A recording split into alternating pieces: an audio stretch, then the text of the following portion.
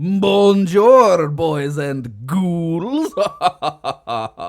It is I, the ghost that co-hosts, Riley Bonin,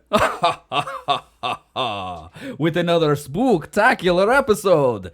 October is here, and I always get a little squeamish around Halloween, so hold on to your heads, because my horoscope says we're in for a howling good time.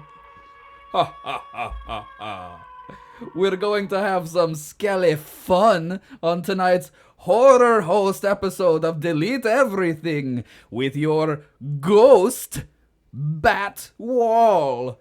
He may be a little jet-lagged. He just came in on a scare plane. He may have had too many Bloody Marys. Being hungover is a real pain in the neck. Luckily, he can handle his booze. I wrote more vampire puns, but they all suck. So shut the fuck up. So we'll just have to wing it. So come along, pod people, pre-scare for a spooky evening of jokes about boobs. Stupid. What am I doing? You fucking, are you serious right now? You fucking did the whole thing and you fucking delayed the thunderclap. Yay! Yeah, we're not doing a second take of that. Not doing a second take. God damn it. That was perfect, I thought. It was great. It was great. Hey, everybody. Welcome back to Delete Everything Podcast with me, your host, Patrick Wall. And with me is my co-host, Riley Bowen. And today we have a guest host. Woo woo, Brian Schelling. There he is. What's up, Brian? All right. So just for anybody who doesn't know the show, we are Delete Everything Podcast, and we sit around and make stupid jokes. But we also talk about... If you didn't get that from the fucking intro. Yeah, no shit. We also talk about deleted histories, forgotten histories, little bits and pieces that you might know, like, I know this about this thing and that it exists, but I don't know any of the other stuff about it. So we fill in the blanks. We sit around and we talk about it and maybe remind you of some things that maybe you knew or maybe tell you some things that you didn't know. So I like to say it's a history podcast disguised as comedy. I like to say it's a comedy podcast disguised as history. And you are an asshole and stupid also. No, you're the stupid You're one. Stupid. You're stupid, dumb poop. Our podcast... Dumb poop poop. Our podcast is that episode of Scooby-Doo where they're figuring out, well, you know, who's the crazy comedian killer guy, you know, and it's old Mrs. Johnson, and it's like, oh, that's the comedy, and then suddenly at the end it's like, whoosh, and they take the mask off. Oh my God, it's been history this whole time. We never knew. Who knew? I like the Scooby-Doo reference there because today we're focusing on honestly a topic very near and dear to my heart. Horror hosts throughout the ages. This is another Riley hosting one. He's in charge today. Listen, It's beautiful. I love it. There is a particular, how do I say this? There's like an Aj. Have you ever heard Aj? No, what is No, that? that's I think you made that up. It's something that people have said. A sheen? Is there a sheen on A it? sheen. There's a fucking look and feel and like particular culture surrounding like 1950s and 60s sleaze that I really fucking like. Okay. You know? And most of that comes from the culture of horror hosts. We got Brian Schelling on the show today. He is one of the great horror enthusiasts that I know. He and I have bonded many times over horror movies and like the history surrounding them. Yes. I figured this would be like a perfect topic because we oftentimes have watched The Last Drive-In with Joe Bob Briggs. Yes, absolutely. Who is favorite. A brilliant guy, but also one of the last remaining horror hosts. Really, there's not many left. Is Svengoolie still going on? Svengoolie is on. We'll get there. Okay, sorry. Right. Okay. Well, just so you know, guys, if you like the show, before we jump in here, because we kind of got really excited about Riley hosting. But if you like the show, if you have listened before, or if this is your first time, if you like the show, get on whatever you're listening to.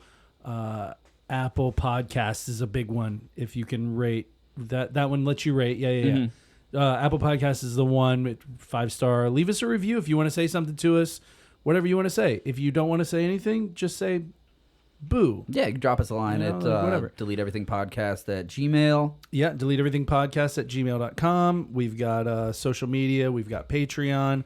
We'll plug all that stuff in the back of the show. But yeah, if you're enjoying it, then please 5 stars on whatever you're listening to. I know Spotify and Apple Podcasts are the two that let you rate and leave reviews, and we would love that. And we're gonna read all of them. So make it as profane and just absolutely unhinged as you want. Also, I would really like it if you burned one of our podcasts onto a disc and then put it in a CD player that will record tapes.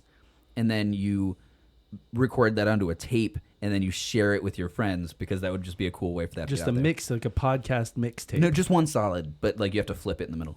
This is something that could be done at a thrift store, I'm pretty sure. Yeah, I mean, but because if all this from if a we thrift could get the tapes and then put it in like a creepy thrift store. And then, I see what you're saying. some kid comes by and is like, "Oh, what's this independent tape?" And their family's poor; it's all he can afford. so he goes home, pops it in, Kid's and then got all of the a sudden, dopest cassette all of a collection sudden ever. he's learning some underground shit. Jesus Christ. That's how I had to learn shit when I was a kid. That was cool. Fucking A. Well, hey, why don't you tell us about some? By the way, I was super excited about this episode, not because I have like a ton of like horror hosts. Like I have some memories when I was younger and stuff like that. Mm-hmm. Some more contemporary stuff. But whenever we were talking about researching this stuff, I got online and started looking at it and like didn't realize how far back the whole, like, I don't want to call it a trend, like just the whole horror host, like the idea. Don't say osh. It is not an I'm osh. trying to make up words, dude. God, It does go back really far. Like, yeah, it was like the 50s or something. Yeah. Like, Listen, yeah, it you was guys- wild, crazy long. It's what you're saying here was my first thought as well, and I actually got to a point where I was like, okay, so who's the first horror host? The first real horror host that we're going to talk about is Vampire. Yes. Which is iconic, but also very short-lived. And still gorgeous, like, still represents this kind of femininity that's so hot, even from 1950. Yeah, Like, dude, yeah, like it's still iconic. This iconic shit. I'm saying so good. The whole reason I wanted to do this one is because the whole horror host feeling, the look and feel of it, the bad pun jokes, the comedy / like serious nature of it is so prevalent in society. It's so like often quoted or seen in like weird little places that you'd never expect. It's Right, been like it's seeped into other. dude, it's been behind the scenes affecting shit for, I mean, going on almost 100 years at this point. Because I wanted to say first, some of the earlier horror hosts that you would find were on the radio. Right. You had radio shows like Lights Out and Suspense, and they would have like a real like dun dun dun serious intro. Mm-hmm. It'd be like, "Look out for tonight on the wings of a bat." Click, click, click, click. So like by the time this it got adapted into TV and it started like getting a little more popular, it started adding jokes and like making parodies of that. Okay. But even before that, we're talking about like the masterpiece theater ideal of like a person sitting in like a leather chair with like the fire going, and the strings. Tonight, yeah, that's like theater. That Jesus Christ. I mean, really, Rod Serling was like, I mean, he was another type of horror movie host, in my opinion, because I feel like 100%, because like, I mean, science fiction and horror movie ideas are one and the same, and in a way, and like so many people like that weren't considered horror movie hosts, but they were hosting a show that's like, hey, we're telling you these short stories of grandeur and fucking weird shit, and I loved it. Dude, Rod Serling was influenced by our first horror hosts, like Vampira. Yes. Who was in turn influenced by one of the great directors of all time, Alfred Hitchcock. Oh, I didn't know that. Yeah, so... well, and also just FYI, like, I feel like, again, to your point, Riley, the genre permeated so many things. So when we were first talking about doing this, there was one particular thing that I'm going to shout out at some point in this show that is like a very fond memory growing up. That is not. He wasn't a horror host. The show was not necessarily late night horror thing, but it was 100% like inspired by the whole horror host, by the whole movement. Yeah, of it. Yeah, you talked about yeah. Skinamax. by the whole genre. You know, I mean, we all love that. yeah, late that night- was you staying up late. the late night You know. pay-per-view softcore porn. Yeah, That's we where get I'm with the going fuzz. Dude, you know, my neighbor had it. I was like, dude, sleeping over your house. Grandma's Saturday not night, paying right? for grandma's not paying for cable, so you got to like move the rabbit ears a little bit, and the fuzz. Be like, Yeah. that's a tit. I found it. There it is. Oh, the fuzzy tit. God. God, it's a thigh. Go. Ah, it got fuzzy Wait, right before I dude, could do see you her hear, vagina. Do you hear that? That's moaning. I swear that's moaning.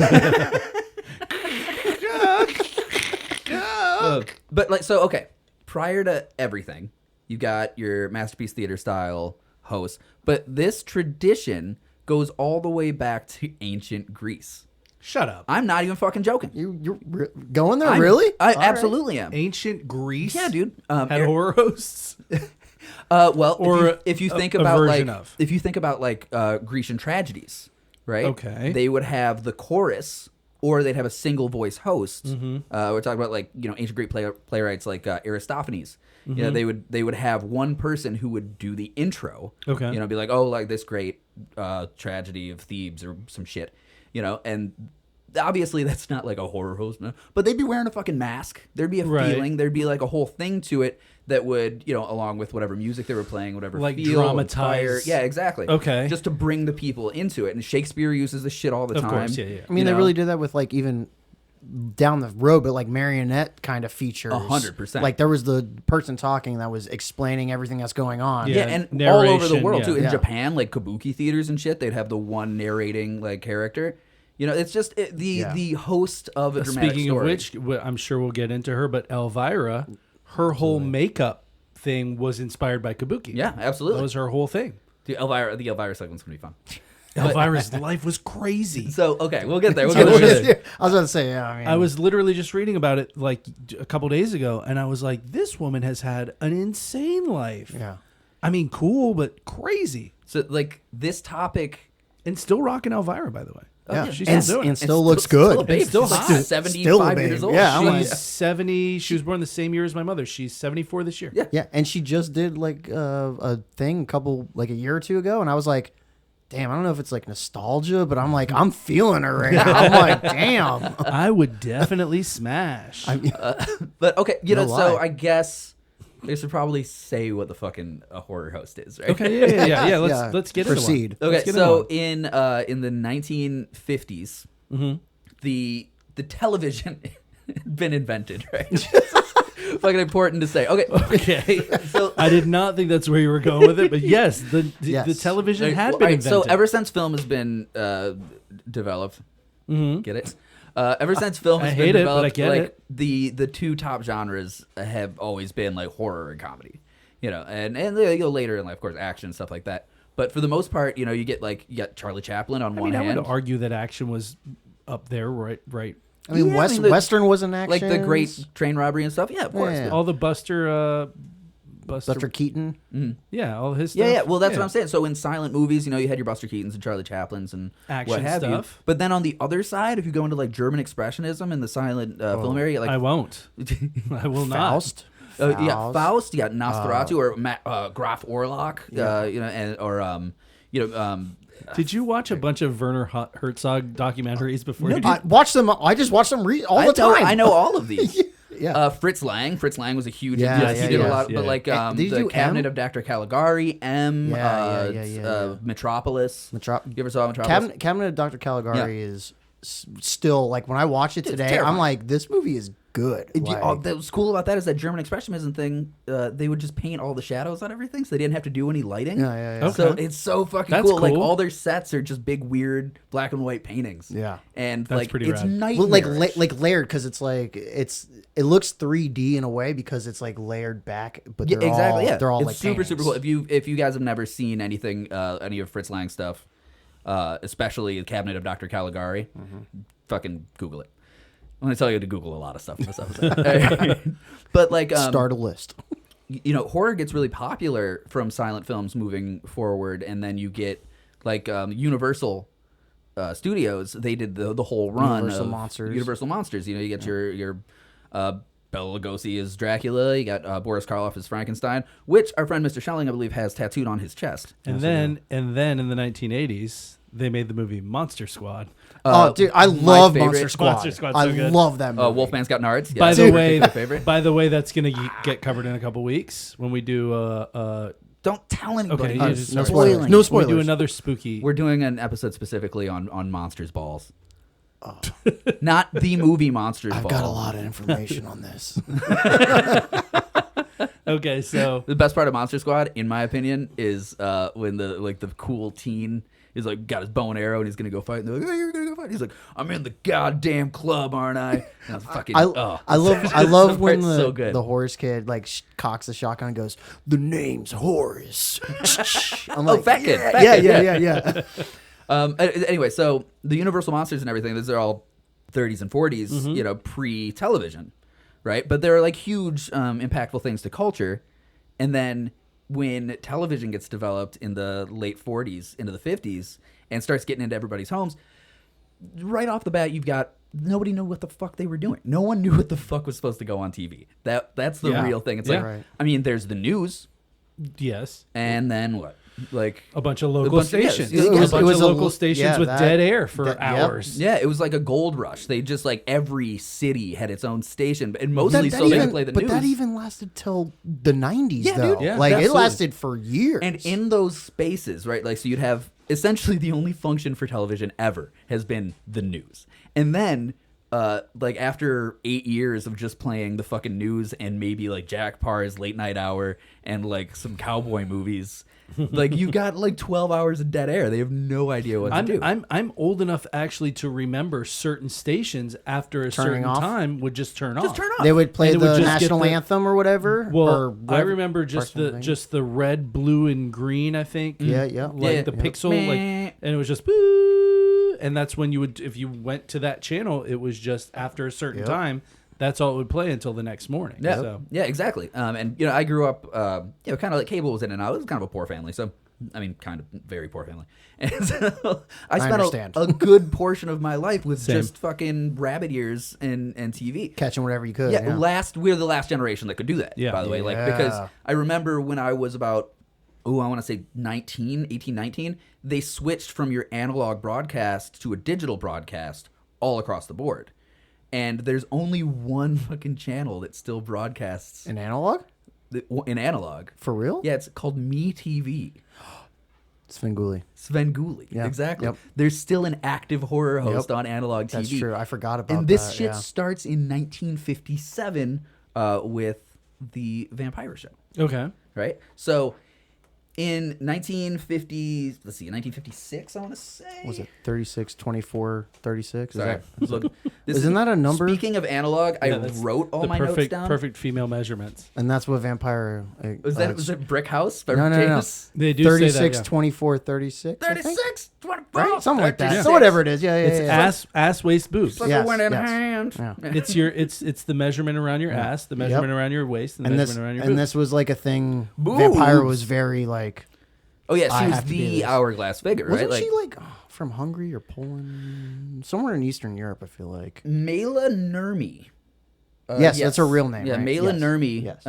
Born 1922, passed away in 2008. She was born somewhere. Yeah, I was close, right? Tell me I was yeah, close. probably. I. Speaking of analog, wrote all my notes down on paper like a fucking caveman. Appropriate. It's appropriate. It's actually that's the right way to do it. Yeah. We get way too distracted by the computer when we start doing this. Like, I just said by the 3 times because exactly what I'm doing. She was born in Massachusetts, by the way. Oh, but her family's from a different country. Yeah, her Possibly. name's Mela Nurmi. She's, her family's probably Yeah. from Yeah, somewhere. for sure. Yeah. But she was also one of those horror hosts that was very... She wasn't... I feel like the cheesiness definitely came down the road. Yes. She was more like dark and... Well, I mean, like, so, yeah. Yes. Okay. Vampira. Mela Nurmi met the producer Hunt Stromberg Jr. at a costume party, right? And she was dressed as what would later be known as Morticia Addams, right? Oh, okay. But her original outfit This is the whole outfit is pretty fascinating. It's iconic, obviously. Okay, do you guys remember a couple of years ago when they did the Addams Family like digital cartoon? It was like a DreamWorks, I think. I do not. Right? I think I know what you're talking about. I Well- think you just stirred up something from the sediment of Yeah, my I'm was coming brain. from the guy that doesn't watch anything. Just a couple of years I'm ago, I impressed. think they did 2 of them. I think I brought my daughter. I've got a very weird brain. Yeah, Me too. I've got brains. Jesus. Okay, so they did. We'll just do that the whole brains. Oh. But I brought my daughter to the first one, and it's the I think it's DreamWorks, Addams Family. I was like, what the fuck is this? Like, fucking Gomez is all squat, and he's got weird teeth, and Wednesday's got fucking weird hair. And I was like, this is Really? fucking stupid I as shit. 100% remember this. This is dumb design. The movie turned out to be pretty cool, but I was like, why would they choose such a fucking stupid design when like John Aston's Gomez is so iconic, or like even the Barry Sonnenfeld Yeah. Was it Addams from the Family. Was it from the original It was comic? from the original comic. Charles Adams Fucking nailed Adams. it. Like he And got that. Yeah, I felt like such an idiot. I was like, I'm such a fucking asshole. I Yeah, it don't was know what originally this- a newspaper comic. Yeah, it was in the New Yorker. Yeah. Right? And Oh. it's called That's where the Addams Family it's called started. the Addams know that. Family because Charles Adams was the illustrator. It originally didn't have any names for anybody. It would just be little like spooky like one shots, like a Ziggy. Right. Oh, Yeah. I'd like to Ziggy. return. Wasn't this, even a like- Marmaduke. Yeah, exactly. It was just like a one panel, like easy one, and what would be called Morticia was just like a ghoul at the time, and it was just like some hot babe in a fucking black dress, tall, right? tall, hot. So Hot when babe. Hunt Stromberg Jr. discovers Mela Nurmi at this costume party, she's dressed as that character. And she was a smoke show. Yeah, totally. Well- 100%. Looks a little bit like a fucking scary skeleton lady, but I think sort that's of my part fantasy. of the appeal. I mean, It's got eyebrows that could fucking cut through steel. a very you know? attractive skeleton lady. Sure, I get you. Yeah. Yeah, so Hunt Stromberg talked to her Still life there.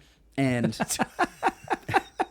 picked her up to host this concept that he had for a midnight monster movie hour. Okay. Right, and this was before this was in any way Right, anywhere this is else, the right? first- yeah, This this is the is- first like real one. It was KABC TV Los Angeles, right? And the history of like sex and comedy that's intertwined in all of this is so prevalent that when she got on the air as Vampira, right, she changed her outfit to be less of like the Morticia Addams, and she took inspiration from a magazine called Bizarre. It was illustrated yeah, by that's that guy still- named yeah, John yeah. Willie. That still exists, I think. Yeah, but right? it was an early BDSM and leather kink magazine. Oh, shit. Was I it didn't realize really? Yeah, that. exactly. Okay. So like, Interesting. kind of Vampires for the first like Makes sense why I'm so leather attracted to her. dominatrix. Like her look and feel really inspired like the dominatrix thing for a long fucking time. God damn. Yeah, this is a magazine that like Betty Page showed up That in, makes and sense. like bondage gear that- and stuff. Like, yeah, you guys have seen them. It makes sense. Oh, Yeah. yeah. I think I got like the pinup fridge magnets definitely hanging out. Yeah. Oh, they're So there. like Vampira aired for about a year, right? And was crazy popular. Like fucking the estimation of how much it raised viewership around like midnight, because first like they would be like, I don't know what to do. Dead, Either yeah. turn it off or we'll play a cowboy movie or some shit.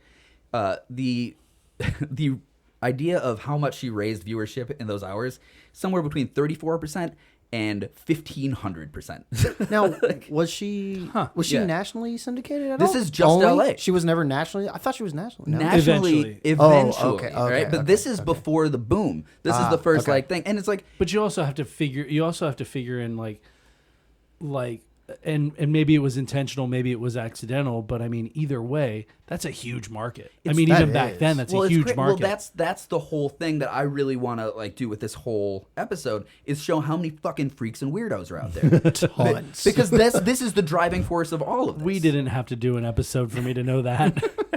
I'm just saying, like, this is a culture that, like, as soon as there was a late night scary movie on, people are like, oh, well, I'm not fucking going to sleep then. I'm definitely going to watch that shit. Right, and right. there's titties. I'm in. Like, so Vampira's show was, Fair. she you know, like her intro, she just walked down a hallway looking creepy in a long black Smoke dress screen, with like yeah, some smoke. yeah. And then she'd do a scream, just like, ah, like horror movie scream. And it would be her like reclining on a couch, and she'd tell a couple of bad puns, and they play the fucking movie. You know, say shit like, you know, if you write me if you want my epitaph, like some shit like that, And, she'd walk around in the daytime like that. Her husband would not be seen with her. Like, no, this is fucking freakish. Really? Yeah, like, absolutely. Her husband is like, I don't want to be fucking associated with Really? this. Yeah, 100%. And this is a flash in the pan. This is like a weather girl style, like, come and go. She gets discovered. She does a year of this show. And then the show gets fucking canceled. By 1956, she's doing linoleum flooring. Did you? Jesus. I'm dead serious. Yeah. She, Well, at least she was according to her, ahead. she can also do carpentry and fine finish work. Good for her. Yeah. Was she still rocking the look even after she got canceled? No, she didn't give a fuck. It's just like a Wow. They don't So have she it, did yeah. it for a year. She rocked the look everywhere she went publicly. And then, I listened to an interview Uh-huh. where she was saying, she's an old lady. She's like, yes, well, I did this and that and this and that. But she said, some people have said this was the reason I was born, but I'd like to think I did more interesting things than this. Which is she's 22 years old. Which is like fair. Which a is year of her life. I would say anybody who's known on any like huge level, it probably that's not the most interesting thing about them. You know what I mean? Like like anybody that we can name through the annals of history. the miserable annals of the we earth. would never know really what the most interesting thing Right. is. Exactly. Yeah, I mean, I would like to think that maybe being the first horror host in history was, pretty fucking interesting. And but she literally owned that trademark. Like, she had a trademark of her own self. no, Well, she didn't win. She didn't win, but she tried to fight it. that's gonna come back later. Yes. With, Yeah. with the, That comes Elvira back with thing. Elvira. Yes, it comes back with it Elvira, does. exactly. I yeah. did know that. I did know that. But okay, so what happened as a result of this phenomenon? People being like, "Fucking Vampira!" Like, Vampira was so popular that she hung out with like fucking James Dean. There's even a weird controversy thing of the time that her relationship with James Dean caused his fucking car accident through like weird hexy mojo. Caused my Shut accident. up. I'm dead serious. No, like Caused because my they were accident actual anyway. friends. I think on the set of like Rebel Without a Cause. Uh-huh. Like they stopped production at one point because Right. fucking Vampira came to visit James Dean on set. Hot. Yeah, exactly. Yeah, cool. I And bet everyone thought she was a witch. he was a fan of the show. Everyone was a fucking fan of the show. If you were in LA, yeah. Imagine That being it totally makes sense. in showbiz, you got TVs for the first time. Really, you fucking probably pretty tired of cowboy movies at this point. But then, Yes. but then like, and this is the movies they were playing weren't part of a massively syndicated thing. They were just playing whatever was available for the LA like TV audience at the time. Yeah. You get a Frankenstein and a Dracula, but it'd be like the creature that ate my balls. You know? The brain that wouldn't die. Yeah, exactly. Brain that wouldn't die. Yeah, exactly. So like there's just be all these the fucking thing cool from outer space. Yep. yeah, cool creature features of the day, and even like older ones like White Zombie and shit like that. Yeah. Like real retro ones. So when the show got canceled, it caused a whole like uproar in Los Angeles. People that had gotten used to the show really like wanted it, and since it was Los Angeles, movie studio, That's a lot of people. capital, there's a lot of people and a lot of industry folk. True. Right? Yeah. So the outcry was heard by a group associated with syndication of various TV shows called Screen Gems. Screen Gems had the rights to hundreds of different movies, very cowboy dramas, whatever. But they specifically had a big-ass package of horror movies. Yeah, pre-1948 horror movies. Like all the old school black and whites. Yeah, exactly. Nice. Like when it became popular, they like Exactly. rolled them out. All your Frankensteins and whatnot. Yeah.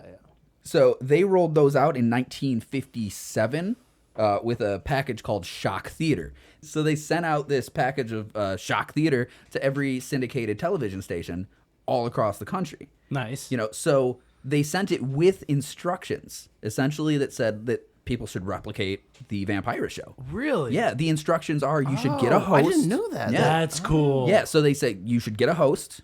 You should have them dress up in something wacky, horror movie shit. And be silly and And hosts. be a little silly because it cut the tension because they had to edit these movies for mainstream consumption. They're not just like, if there was like a big scary moment or some blood, which was usually not very Very prevalent rare. anyway. Right. That was taboo. Yeah, back but if then. there was like, anything scandalous or too sexy or whatever, that's where they'd cut for a commercial and they'd cut that section out. And then now all these TV affiliates, all these stations in random places, Exactly. instead of having to go dead air at night, now have Now they've got, blocks Pre-edited, of, things that exactly. they can put on. So the movies are pre-edited. They've got some they're wacky cut. person that's gonna host. And think the about thing. just That's think about the cool. genius of this, right? If you can't get advertising at fucking 1 o'clock in the morning, that's okay, because wherever they cut that movie, you've got Coffin Joe to be like, oh, spooky. Who the fuck is Coffin Joe? Coffin Joe's a 1960s TV show host. Like, let me run down a list real quick. We'll talk about a few of these guys, but Please run down the there's list. I'm absolutely curious. no way that we'll be able to cover all these, because there was an explosion. It was ton. fucking nationwide. Well, I would imagine if some fucking studio out of LA sends all this stuff out Right. to every major market and says, Well, some of your because find somebody and do this thing because we had so much success here with that, then what reason would any major city have to not say, all right, fuck it. So like 100%. in the 1950s, you've got a small group. Starts with Vampira. You've also got Gorgon. It's crazy that this started in the 50s, and in my mind, it was like a 80s and 90s thing, and maybe it started like in the 70s, but Well, like just when I think- looked and saw 50s, I was like, Yeah, no, it is. The- It's wild. it's bananas. The cultural impact is so crazy. By the time we get to the 80s, all of punk culture, Yeah. like most of pop culture, 100%. mall culture, fucking every movie, every cool fucking movie you ever saw is influenced by this shit. I swear to 100%. God. Yeah. No. You know? I don't disagree. It's So the where I've 19 learned cool movies from so many times, where I'm just like, oh, I never thought I would ever watch this movie, and I'm like watching it, and I'm like, damn, this is a good movie. In the for sure. 1950s, you've got some like the OGs, along with Vampira, there was this other guy named Zachary. Her name was John Zachary, and he played Zachary. He played Zachary, the character, yeah. the character Roland to start. This is in 1957 on WABC TV in New York. He started out in Pennsylvania? WCAU in Philadelphia. Yeah, I was about to say Pennsylvania, with that's what just I know. Shock Yeah, Theater, yeah. and then he changed the name from Roland to, his name was already Zachary, but he made it like Zachary Ley. Yes.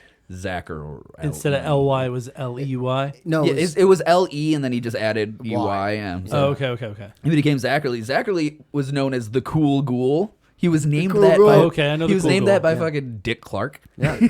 I'm not positive, but wasn't Romero influenced by him a lot? Oh, like, 100%, dude. like, because you would watch him when Well, dude, Romero there's- was younger. Yeah, well, also, not even that much younger. Not Like, that much, These not are all that much, yeah, contemporaries at this point. That's When you true. think about like some of these directors, but like I believe it is in Dawn of the Dead. Don't at me, all right? If any of these fucking goddamn horror nerds. Quotes or Right. things are wrong. But I get do that. believe there are some clips of Zachary in Dawn of the Oh. Dead. We've already been added, by the way, and thank you, but we probably, like, by the time we get added, we're already like researching, and if not have recorded multiple other episodes, and Right. like, so it's We're not kind of- paying attention. It's it's not that we aren't paying attention. Like we got an at the other day about pronunciation of a name in an episode, and it was like, Thank you very much for your and input. it was great. Like I'm not Oh, it was, knocking anybody that was for it. we pronounced Lucrezia Borgia's Yeah, name Borgia, is yeah, yeah. Lucretia. Yeah.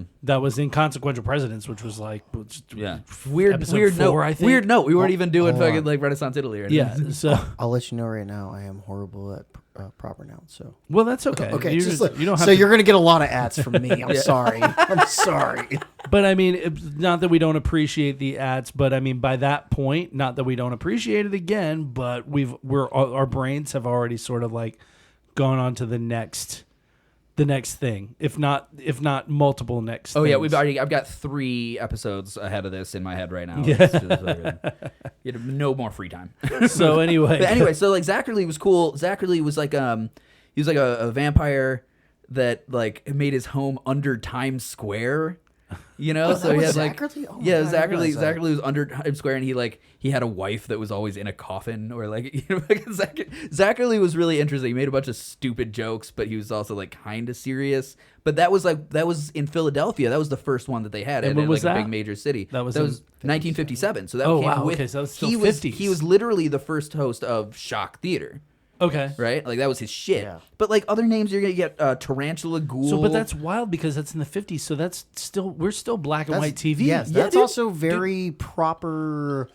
You know, let's not talk about sex or gore or anything at all. Yeah, yeah, yeah. 1950s. Yeah, Like, yeah, of yeah. course. or black people, which is or Yeah, for real. Like, it should be noted that Night of the there's- Living Dead would probably be like, oh my god, Yeah, this there's- is too risque. It should be noted that there are 0 black people in like any of these lists into the 80s. well, yeah, That's you mean Yeah. during segregation era Yes. America? Yeah. Crazy. Whoa. That's just, worth I'm surprised worth in noting. Mobile, Alabama. Not they a didn't have whole lot of people of color doing any of this, but Well- which is actually interesting because when I first moved to the South, history Ooh, is ooh. bad. Hold on, I can't remember the girl's name. Lola something was going to replace Vampira, and she was like, Vampira was the one who was like, I want her. It was this famous black lady, Lola Lena. Anyways, she was going to replace Vampira, and Vampira was like, yes, I want her to replace me. And that's when they did an open casting call, and that's when Cassandra Peterson yeah. got Elvira's idea, because it was going to be Vampire but changed, but she was like, no, you can't take my likeness. She still lost that, but she was like, this was like 80s, and like they were like, this woman is like, she was the queen Oh, this of was Vegas. this was in the 80s. yeah. I'll look it up. You want me to look it up? Lonnie? Yeah, it's on the tip of my that tongue. sounds like a Polynesian woman. All right, well, you're looking it up. Lola. So you had Zachary, who was Sorry. cool, and he was always like talking to his wife who was in a coffin. All these guys had bits. There was always some weird bit. Zachary make a bunch of dumb puns. There's always puns. Yes. That's the consistent running thing, and that goes back to the fucking 1940s like horror comics, like the EC comics, like Vault of Horror or the original Tales from the Crypt. Oh, we're just all corny dads. Yeah, it's all just corny dad jokes. Like those comics would have like introductions from like the fucking the scary witch or the vault keeper or the vault dweller or whatever. Yeah. And or the Crypt Keeper, the original Crypt Keeper in the comics. Keeper, yeah. The original was the comic books. In the comics, in the 80s. In the I comics, think it was the 80s when they did the TV show. Originally did the TV show. Yeah, but those comics, they had these different characters.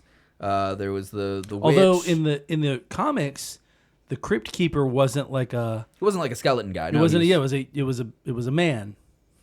It was a human man. Yeah, but all of those comics, all of those stories had a little introduction and closing with some dumb jokes by these varying like EC characters. Mm-hmm. Yes. Did you find out? I did. Did you want me to interject? Go for it. Yeah, I was might as well, going to wait for my moment, but it was Lola Falani. That's it. I'm knew sorry, it was like Lola Falana. Falana. Okay, Falana. sorry, it is. Falana. Yeah, cool. She was in the 80s. Vampira wanted her to replace her. I was going to keep doing some quick quick research so that I came in with more facts, but hey, you were on the fly. I was impressed. But Brian started pointing and then you stopped, and now I'm on the now I'm in the hot seat. Don't worry about it. I'll keep We going. have enough to get through. Really. Lola again, Falana, by the way, gorgeous. Oh my god, Absolutely, But, absolutely. but But like to close out the 50s real quick, you had you had characters like Gorgon. Gorgon was also like, he was more of like a serious horror host. He'd be like that kind of scary guy. He had this gallery of like, over here is the fucking the coffin of Dracula, and here's the machinery that raised the Frankenstein. I can imagine the bubbling and the fog. Yeah, and they're all like, fucking like 9 out of 10 of these all guys. black and white Yes. 50s. 9 out of 10 of these guys are wearing the fucking Dracula cape Yes. with like the red necklace with the 100%. jewels on it. But that guy was also a children's host, which is like this. He was this character, Really? Icky Twerp. This is KFJZ TV Channel 11, Fort Worth. Wow. He was also a children's host, Fort Worth, named Texas. Icky Twerp, that gained some notoriety. It was like pretty popular. Icky Twerp. Twerp. Icky. Who was like a nerd character with like big black glasses and like a floppy hat. But like this happened so often. I've seen one or two icky twerks in my life. Ew. I have too. This would happen very often, that somebody who worked for the station would have to pull double duty. It would be like a weatherman or something, and they'd be like, "We need somebody to do the horror bullshit." And he's like, "I don't want to do the bullshit." Fucking so cool. It is though. so That's cool. So cool. Because the evolution of this is like they fucking find out this is fun as fuck. Yeah, they do it in a couple horror films in the 80s where they make fun of like the weather guy doing a horror segment, and he's like getting out, he's like, "Oh god, God, fuck this. I They're, hate like, this shit. Yeah. following them through like the thing, like, I hate this shit. But like, yeah. Exactly. But like, yeah, so like fucking this guy's William Joseph Camfield played Icky Twerp. He was like a predecessor of fucking like Mr. Rogers. No way. Yeah, I swear to Yeah, God. that was his kids show, and then he also did the what was his name? He did Icky Twerp, and then he also did Gorgon. Gorgon For okay. Fort Worth. And like, but like this Crazy. is the same production crew that you're gonna have on the same thing. So the people who are making like the crypt with the fucking Dracula's coffin and shit, I have a also making the wild- castle for Queen Isabel or some shit in the morning. I have a wild question that nobody here will be able to answer, but his name was Gorgon. Gorgon. Gorgon. Yeah. 30 years later, not quite 30 years, The Legend of Zelda Oh wow. has the whole race of Gorgons. Well, I think that. And I just wonder aloud, if you will, I don't think it's coincidence. if the Japanese developers of The Legend of Zelda were like, that dude rules. Like, one guy had lived in fucking Texas for whatever reason, and then went back and he was like, yeah, this guy rules. Like, and then the whole, I mean, I think that's cool. It's probably is it way- a stretch to think that he came up with the name I Gorgon? think And yes. then, It's and then some more of Japanese, it's more of a stretch to think that instead of that, like, it's just an actual Greek myth, the Gorgon. That's true. It That could is also true. God damn it, you're right. but also it could. Well, You're right. The okay. Gorgons were Greek mythology. Yeah. Fuck, I didn't even think about that. So, all right, okay, closing out the 50s. Now I feel like an idiot who didn't, as a 10-year-old child, fucking check every book about Greek mythology out of the know. fucking library and read up on every Greek myth he could get his fucking hands on. Yeah, you're I a big should have dumb been- fuck with a dumb fuck face. I should have I am. started reading it to my brother at night. Be like, I'm going to read you Greek mythology. Which, I mean, like, again, going back to those myths and legends, when that host was doing Aristophanes back in the day, like, they had monsters like that in the legends. Name a Gorgon. Now I feel like I got to put my foot down. Gorgon? Yeah. Morgon the Gorgon. Medusa was one of the Gorgons. Really? Yes. Go on. Yeah. Now that I've proven that Strike, bitch. By the way, Frank Gorgon. nobody saw me touch my computer. Medusa was one of the Gorgons. That was you proving that you're smart. That was You're me like, proving I forgot that- that Gorgon. Redemption. That was me Redemption. proving that I'm not full of shit on everything that I just said in the last 4 minutes. Hey, listen, I'll be your hype man either way, so don't worry about it. Brian, my So- man Brian. I'm just gonna mention one more from the 50s. Morgus the Magnificent. I don't know that one. I don't know Morgus that the one. Magnificent was his name was Sidney Noel Redoux.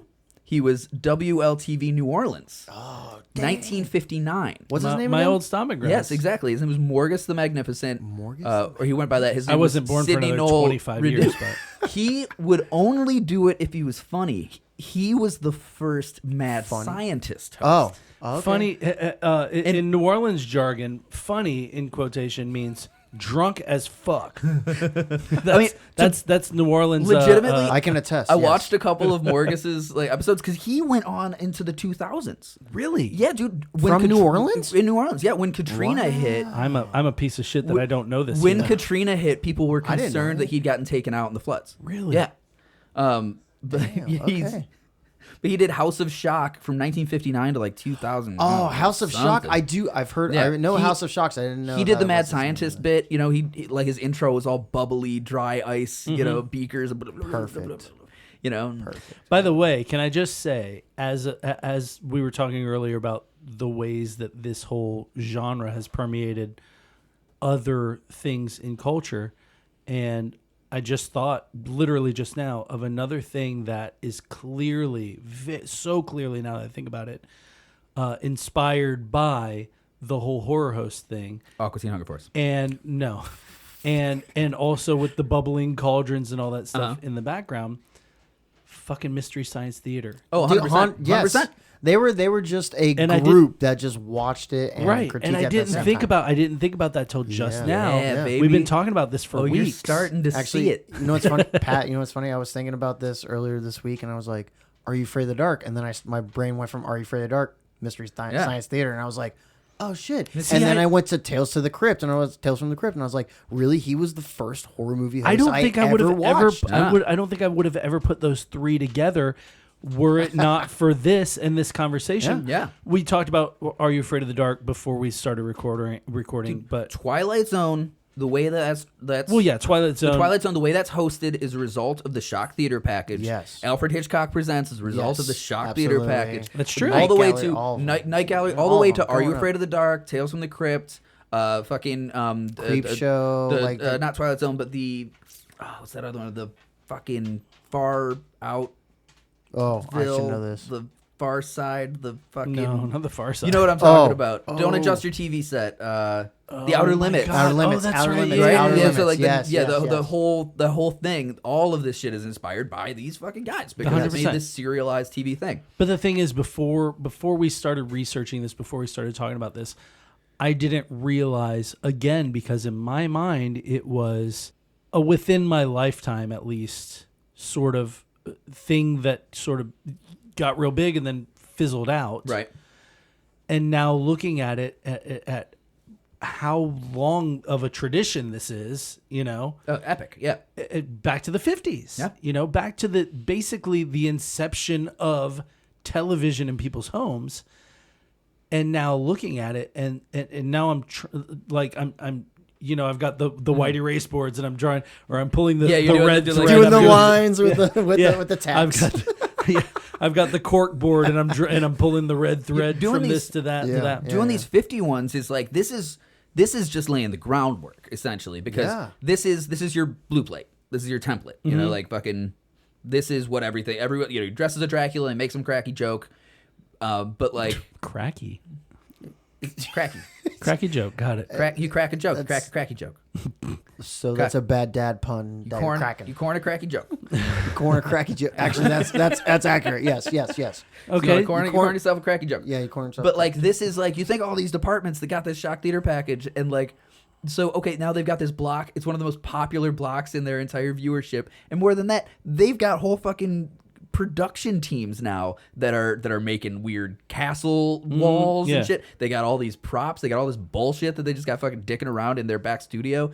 And these are small independent places. These For aren't sure. like massive, nationwide productions. it's where the college students went to work for like getting credits. And Yeah, like WKVT Little Rock, Yeah. they've got a bunch of college students just Yeah. fucking dicking around, and those college students are the ones who are It's a figuring bunch out. of unpaid interns. Yeah. They're the that's ones what it is. They're who are like figuring out we're how to public. use the smoke machines and Yeah. fucking how to make the blood look cool and how to make the monster mask or do this apparatus here or fucking make a Frankenstein. Yeah. Well, they were also very honed in on what kind of technology they were using. exactly. That's when you get fucking cool pan and Yes. scan It video works out. shit. It works out because they knew what they were working with, and it looked good. And I mean, really, not even just this, but other different forms of like college production company shit. That's where you get most of like the cool directors who did all these cool like film tricks into the 70s, 80s, and 90s. Yeah. Like Spielberg comes out of this shit. Yeah. Like just looking at like how you can make an effect and improvising and doing the practical effect. I when mean, you it's had no definitely choice. looking now through as far as we've gotten into the history, which you've laid the groundwork now. But I mean, looking into it, it's super cool and it's like hella evident how big of an impact finding out how this went from dead air from whatever 10, 11 o'clock at night till 7 a.m. 7 a.m. whatever time Time for the we morning come back- show. Yeah. and some psychopath in LA was like, let's dress you up because I saw you at a Halloween party and you look kind of sexy, girl. He's like drunk. He's like, you look good. Yeah. Let's put you on. girl. Yeah, he's got a martini in his hands. He's Put like, you "Oh, on you the look good as television." shit. I You got like it dirty? I like it dirty. I got a bunch of dead air from 11 p.m. to 7 a.m. You want to, I don't know, do some shit with some horror movies, I guess? I don't fucking know. She's like, I don't give a shit. It's this or linoleum Yeah. flooring. Yeah. Like movie careers I going could nowhere. go into flooring, I guess, but this seems like it could be fun for a year. I'd definitely not choose She flooring. shows up in a movie later. Yeah, she shows up. in She shows up a lot for decades. Vampira, well, kind of not really. Vampira pops up here or there, but other than her like brief stint on TV, she doesn't really go out and do much. She does a production, Okay. like specialty thing here. She makes a cameo here, but her only real like movie role is in Plan 9 from Outer Space. The Ed Wood movie? Yeah. Oh, where she God. plays fucking Vampira. That's right. She was in the whole. Yeah, she was the cool ghoul. Yeah, exactly. She was like the hot ghoul. You're like, Yeah, and she's just doing. She's essentially her whole intro in that Herself, movie yeah. is her doing the Vampira intro, walking like. Yes, actually, no, that's really yeah. I Because forgot about that. Yeah. Ed Wood, man, all of those fucking like.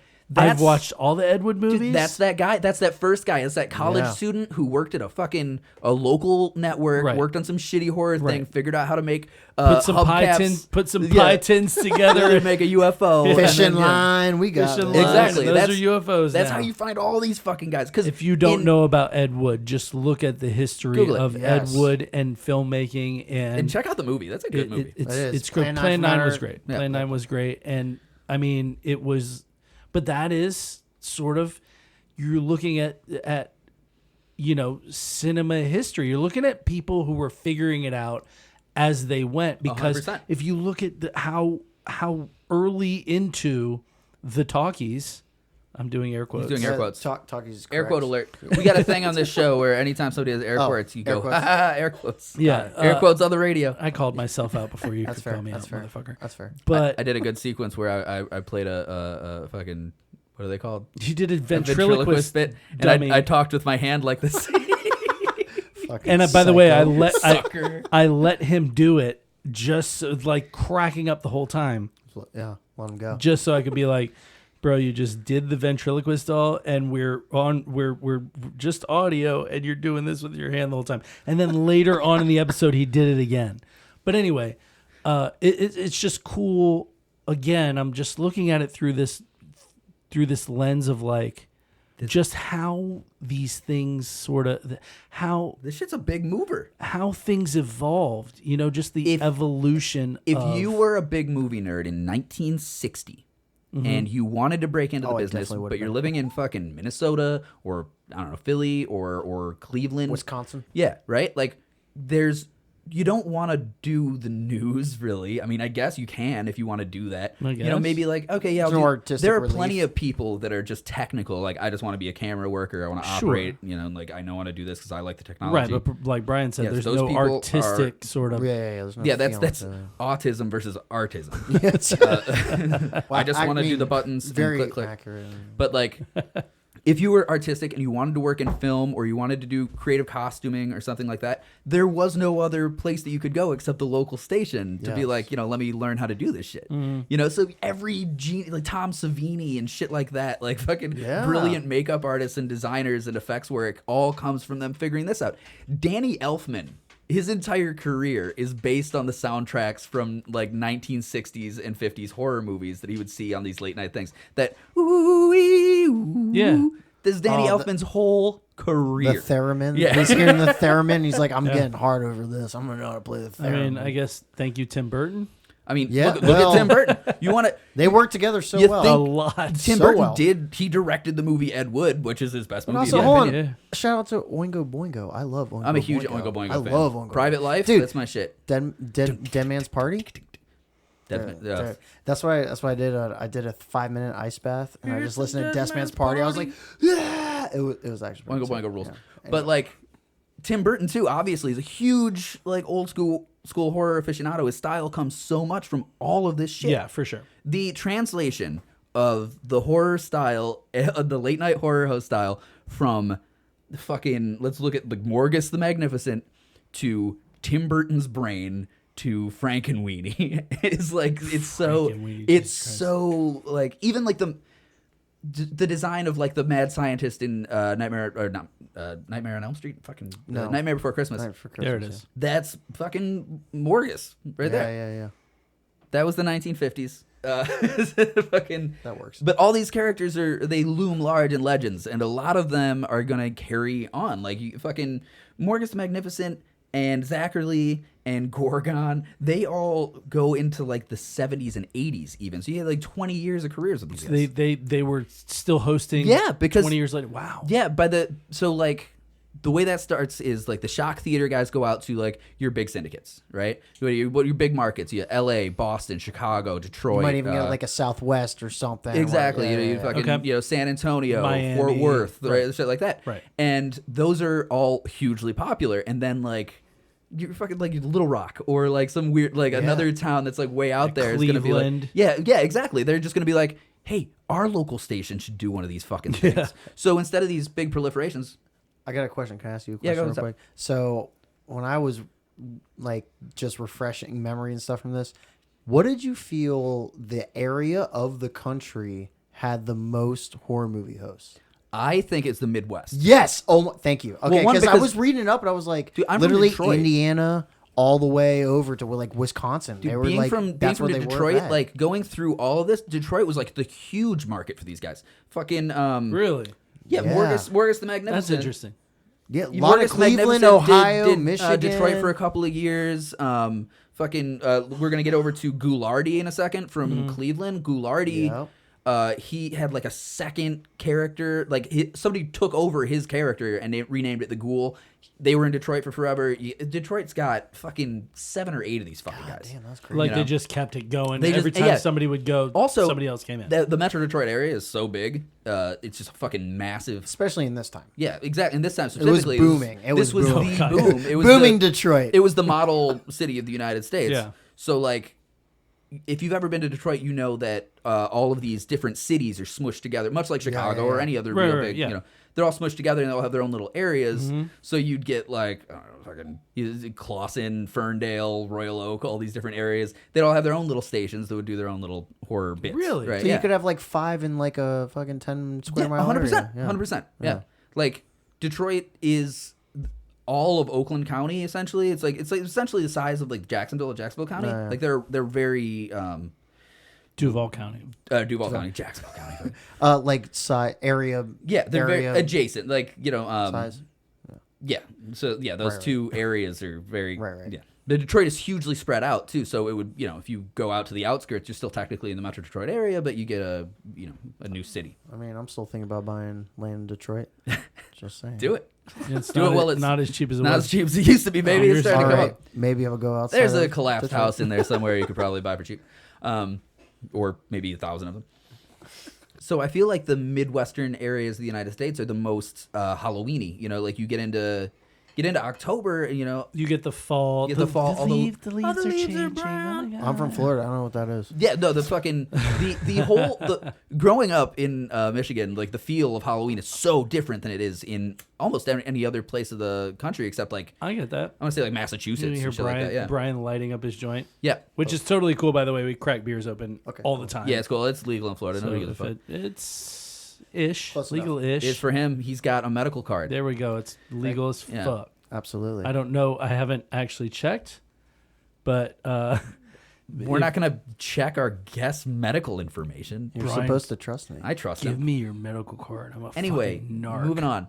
I did spend like a month in Massachusetts last October, exactly a year ago. Actually, 'cause this is October 1st that we're doing this. We're recording this on the first. Yeah, so exactly a year ago, I spent the entire month of October in Massachusetts, and that had a real fucking cool Halloween vibe. Massachusetts feels like it's got a rad. I'm Halloween. great Well, Halloween also vibe, dude. Salem is there, so I mean, how So can you good. not? So what fucking part good. of Massachusetts were you like? I was at Boston like area? Springfield, but I went all over the place. Okay. But You like, were in Springfield, Massachusetts. That's where my father was born. Oh, how about that? Are you fucking kidding me? Dude, I spent an entire month there last That's year. crazy. Yeah. I don't think The- I knew the that. I remember spookiest when month. I remember when you were there. Yeah, I've got 8 million videos of the leaves changing while I drive around. Massachusetts. incredible. It was fucking rad. I will say I only it miss- would be cool to be in Salem, Massachusetts during like Pondered. I was so like bummed out. October, like Halloween season. Last year, I was like, I'm gonna go to fucking Salem. I'm gonna do it. I had the whole plan. I mean, you were already there. I was already. Yeah, Springfield's like 2 hours or something from Yeah, Salem. whatever. Massachusetts isn't that big. Yeah, it's not, dude. Compared to Florida, no, it's fucking nothing.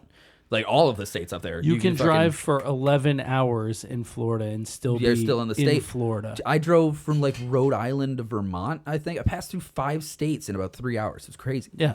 But anyway, I wanted to go to Salem. I was like, I want to do it. I got to get there. But it was raining one day, and I was just kind of depressed because I'd been in a hotel room for a month. So I'm like, so I didn't go. And that day that I didn't go, the whole cast of Hocus Pocus was doing like a free signing. Shut the fuck downtown up. Salem. Nuh-uh. And like I wouldn't have given much of a fuck, I except don't give that much of a fuck, but it's like if it's one of those things that's right there. The person not that was a gaff there, guy, so. the person that was there that I fucking would have killed to see was Omri Katz, who you guys might not remember. I don't know who that is. He was the male lead of Hocus Pocus, the teen boy.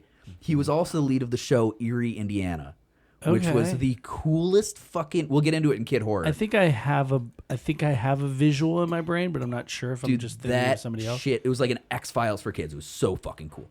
And that was a huge part of my childhood. So I missed that. Anyway, I digress. What was that on? I don't remember that. I was on like TBS or some shit. Like, Really? yeah, maybe Fox Early Morning.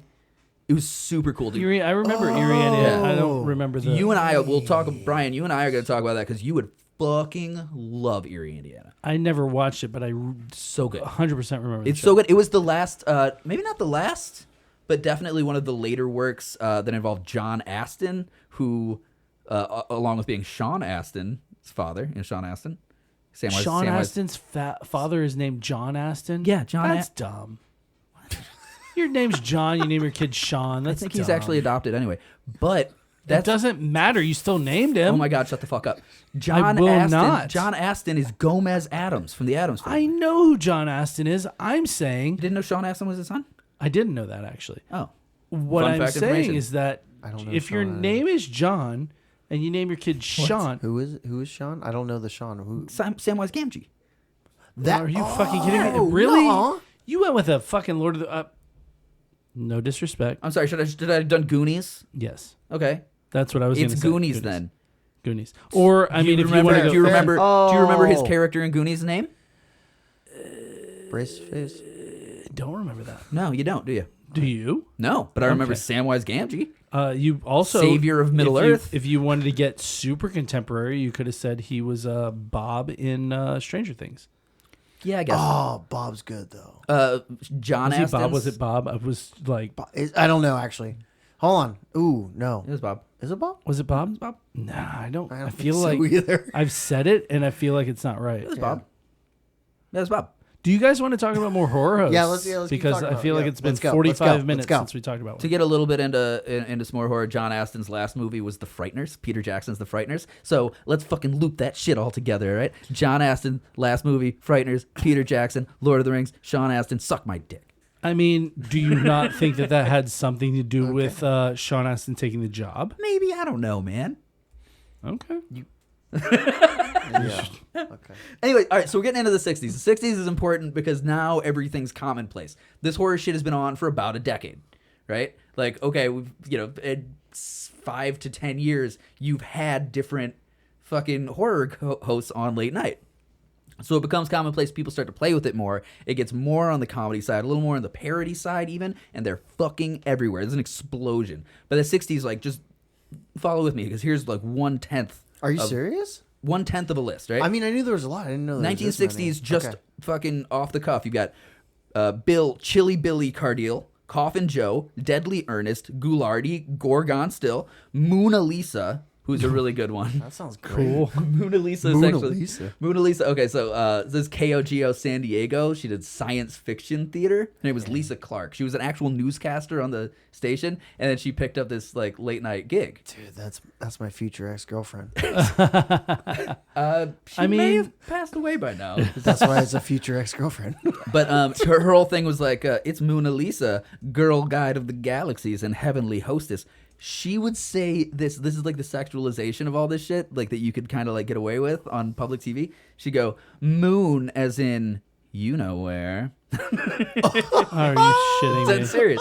And she'd just kind of like turn, Oh, do a yeah. cheeky little ass turn to the camera. She's kind of a babe. She was a busty and like, yeah.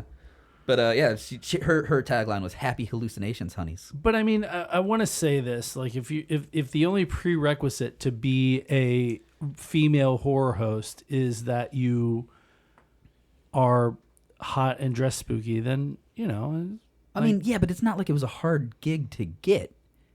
We're talking about guys who They were giving it like, away. it's They not like- wanted somebody to do it. yes, They somebody didn't had have- to do yeah, that. they Like she needed was somebody just to a do it. newscaster. Yeah.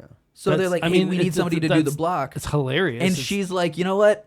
I could sex this up a little bit. Why not? I'm This just is mad fun. that you described her as busty. As a feminist, I'm upset. Me too. Yeah, you don't sound like an ally right now, and Golly, bro. I don't know what to tell you, dude. In any case, she was a popular lady in San Diego.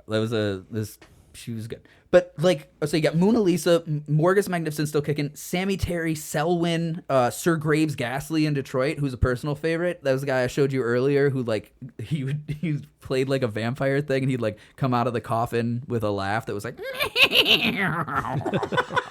Jesus, That was actually pretty decent. Yeah, dude, All that right, guy's that was fucking decent Sir as Graves fuck. Ghastly is like my favorite of all of these, I think, because he did like a variety hour thing. Like he wouldn't just be like, and here we come back from the movie. Like you come back from the movie, he's doing like a song, or like there's a whole set piece with characters, or they're doing like cool camera work. that shit. became a thing though. That became a thing over time to do like a skit or like, something. Yeah, exactly, To do a yeah. skit in that's between. That's how these guys become famous. Like this is. You can get a horror movie anywhere, and you can have somebody like, "Wasn't that a scare?" Like whatever, Right. But like, if you come back from Commercial break. and this guy, like Sir Graves Ghastly, had a character called the Blob, where he would just hang upside down, like he would literally be on like an inclined board. He'd fucking hang upside down, and they just zoom in on his chin, and they draw a little face on it, and fucking he would do like one of those bits. And that was like a thing that fucking people were in that's a- for. Right. But also, I feel like it was a very tarnished. Like it was like you're a wash up if you're doing this. Like back at that a time, certain time, like it yeah. was like I'm a fucking wash up. Sir Graves Ghastly and like is a- you know what I mean. Like I feel like they felt no resort and they wanted to do something. This is what they were doing. Well, Sir Graves actually was like, he was an actor just in general. He retired just fine in like 1979. And like 19, or no, maybe like 70, 74, 72, let's say 72. So in 1980, like there was a local broadcast thing in Detroit that was like, hey, come on, be a guest on our show, like a daytime talk show type thing. And fucking, they put out the word that Sir Graves Ghastly was going to be on the show. Every fucking weird nerd you ever saw in your life showed up dressed as like different characters of his, wearing, in one case I showed you the picture of a rather butchly lady wearing a blackface to be Mr. T. This is when? This is what decade? This is 1980 when he was coming back. Okay. But it was just for like a one-off, just kind of a interview. But you're talking about this is early 80s? Yeah. You're talking about a time when fandom was, you know, now Crazy. now fandom barely exists. Fandom exists in dudes our age who remember like having to wait for things in the movie theater. Guys our age who remember Star Wars and who remember Lord of the Rings and who remember all these things that you didn't. this like, horror host shit, this was the first fandom. The 100%, first fandom. 100%. I agree with that. Having heard it all now, having like, I mean, literally, we've barely scratched the surface, but having heard now what. But I mean, like as far as fandom goes, it goes so deep, it's crazy. There's But a what magazine. I'm saying is that you're talking about him coming back in the 80s, and that is almost the height of people who would wait. It would line up around a fucking city block. Oh yeah. To see a thing, anything, if And they that's cared about it exactly enough. what they did too. And it's like if you look at that interview That doesn't they did, exist anymore. If you no, things are doesn't different now. exist anymore. Now you got like cosplay stuff, but like it's different. It's a different world. Yes. It's not just like And I I don't love Sir Graves Ghastly, so I'm gonna fucking spend my whole Right. day to get It's this. right. It's there's Marvel stuff, there's Star Wars Yeah, stuff, yeah. there's whatever things in that this. interview, even it's like you could tell like the daytime talk show host like, I don't know who the fuck this is, but all the she's like, you were on the TV or something, and like, but like all of these people dressed as Dracula or fucking the creature of the Black Lagoon or shit that was like filling the audience. They're like, Sir Graves, would you ever consider coming back for a cameo on another program? And Sir Graves is like, no, I'm just gonna garden. I'm just gonna retired." be Like, old and enjoy my life. Recently in Michigan, a local Detroit theater started doing like a Graves-a-thon every year, and they have like a denouement and endowment, and like his son, Sir Graves' son, actually was a sculptor and carved this beautiful like relief of Sir Graves and all his characters in the theater, and so it's like a permanent monument. It's pretty fucking cool. That is pretty cool. Speaking of like fandom, when all this came out in the 50s, it started a magazine culture called Famous Monsters of Filmland that is, to this day, one of the biggest, most iconic like horror movie things of all time. I've never heard of that. Yeah, this guy Forrest J. Ackerman started this magazine. He was like an early like proponent and tutor of like Ray Bradbury and Asimov. It's a magazine, not a comic. It was a magazine, yeah, like a magazine. I was gonna say how I've never heard of this, but yeah, like Fangoria spawned off of Famous Monsters of Filmland and all kinds of shit. But Forrest J. Ackerman, the guy who published it, that thought of as like the greatest collector in the history of movies. Big like friends of Ray Bradbury and Isaac Asimov and shit. He coined the term sci-fi, which is cool. He's also him and his one-time girlfriend Myrtle Douglas, the first cosplayers. They went to the first ever science fiction convention dressed in like futuristic garb. What? Never happened before. Wait, fucking blew people's minds. Wait, shut up. Who is this? Forrest J. Ackerman. Okay. Yeah, Google it, everybody. I mean, if he was homies with pulling Bradbury, To be and fair, Asimov. I mean, big credit. Actually, his girlfriend at the time, Myrtle Douglas, they weren't like a permanent couple, but like they're dating at the time. She was like a cosplay pioneer and kept doing it for forever. He was like with her, did the first like public appearance at a convention of like, we're spacemen. Again, so less here and more on the old sci-fi end. Like if he was a homie of Bradbury and Asimov, he sounds like my kind of And people. he's one of these fucking nerds. He's one of these nerds that likes this shit. Yeah. I love it. I love it. Yeah. But anyway, okay, so the 60s into the 70s, you got, let me just run down this list, and I'll skip a bunch of them, but there's one guy in the 60s I want to talk about. So you had like Vegas Vampire, Bob Wilkins, who actually, our friend Brian here has a Bob Wilkins. He's got a Little pin. garb- He's little got a garb. pin. Bob He's Wilkins. got a Bob Wilkins pin Notoriously on him. a very proper man in a suit and tie smoking a cigar, introducing shit. Not just like some nut job. Way better looking. But there's one guy from the 60s that I definitely want to mention. His name was Ghoulardi. Oh God, Ghoulardi. I've heard of him. I don't know anything Super about popular, him. though. super popular. Heard of him, know nothing about him. We watched some Ghoulardi videos. Yeah, Ghoulardi's really interesting. His name was Ernie Anderson, and he was the first guy who took all of this, and instead of being really proper and being like, "Oh, I am the vampire," he was already a fucking broadcaster. He was already a voice of the radio, and they were like, "Hey, do you want to like make an extra $50 or something doing this bullshit, you know, in the evenings?" And he's like, "Yeah, fuck it, why not?" But he notoriously couldn't remember lines, so he just riffed for his entire show, and it was like him smoking cigarettes and shit. He also didn't really dress Beautiful. up. No, at all. Yeah, no, I remember this. Like he was like that drunken guy that would come off like stage later. Like you're like, oh yeah, he's walking off, and he's like, "Give me my bottle.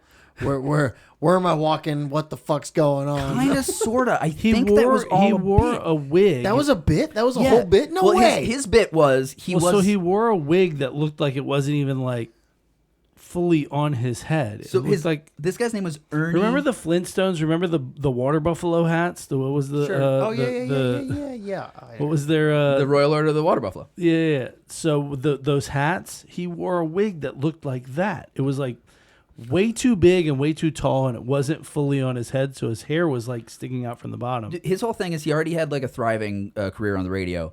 No makeup. Yeah, so they offer him Ghoulardi. They offer him this thing. He's like, yeah, sure, I'll be. His name was Ernie Anderson. This is on WJW TV, Channel 8 in Cleveland.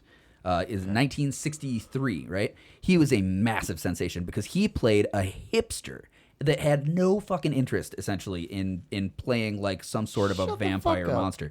No, he had a goatee. Like that, he a fake goatee, he had a fake mustache, and he would smoke cigarettes, and he'd fucking crack weird jokes, And a big too high, not fitting crazy correct big wig. weird wig. And he fucking like punked it up a little bit. He wore like a lab coat with a bunch of different slogan buttons and shit on it.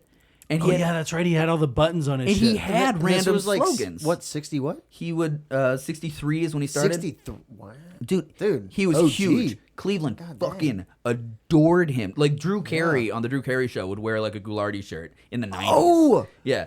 So, but like this guy was fucking. He was a big hit, but he was also a fucking wild card. He was constantly like insulting other people that would had shows on like competing networks and shit like that. He'd insult the mayor. He had weird catchphrases. He'd tell people to turn blue. Which I think means die. Yeah, well, he Yeah. also like as his popularity started to wane, he just would like not show up to events that he was billed to be on. Total wild card guy. He would just be like, "Oh yeah, he's going to be here at this charity event."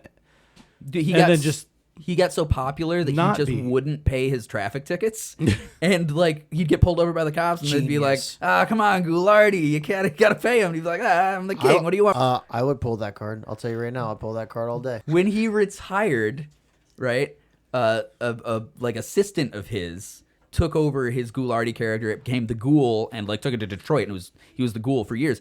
But that was a secondary. It's like a remake of this whole shit, right?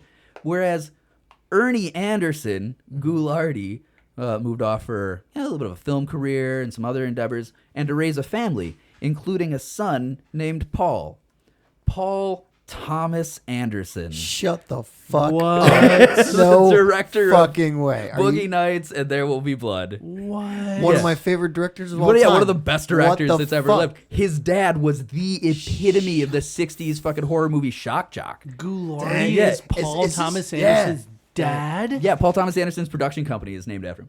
Riley, I feel like you just pulled the trigger on me. That was bro. it. That was the twist. Dude, I'm telling you, there was a twist. Pull the trigger on me. Yeah. Man. Cool, right? God Dude, damn. I want to see that fucking movie so bad. I do. Because there's like, if you really dig into like the story of Goulardi, there is drama. There is fucking intrigue. There's like That's bananas. cool though. shit. That's wild. Yeah, and I would love for Paul Thomas Anderson to like make a movie based around like 60s and 70s horror hosts. That would be so cool. That would be his I would what love, do you call that? I would love His for fu- Paul his- Thomas Anderson to be our guest on the next episode. We're talking to you, Paul. Come on Thomas. Paul Thomas. Yeah, There's grow a pair and come on the show, dude. little bitch. Don't do that. Oh, just kidding. I'm gonna. I'll never stop.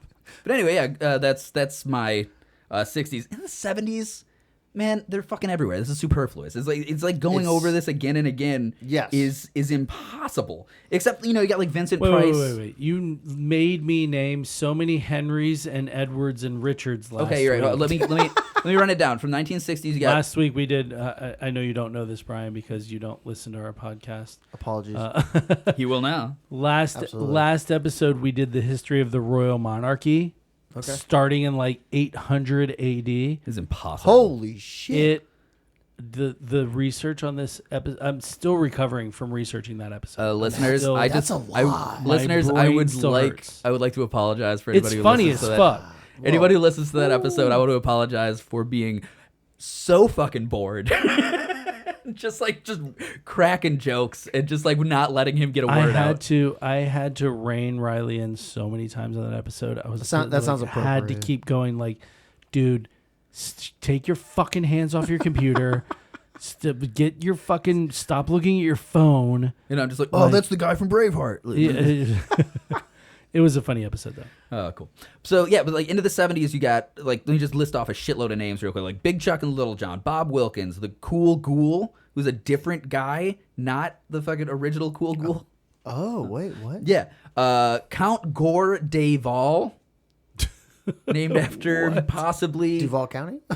Gore writer Gore Vidal. Possibly. Oh, Gore Vidal. But this That one's makes Gore sense. Deval, which is That's- like devil.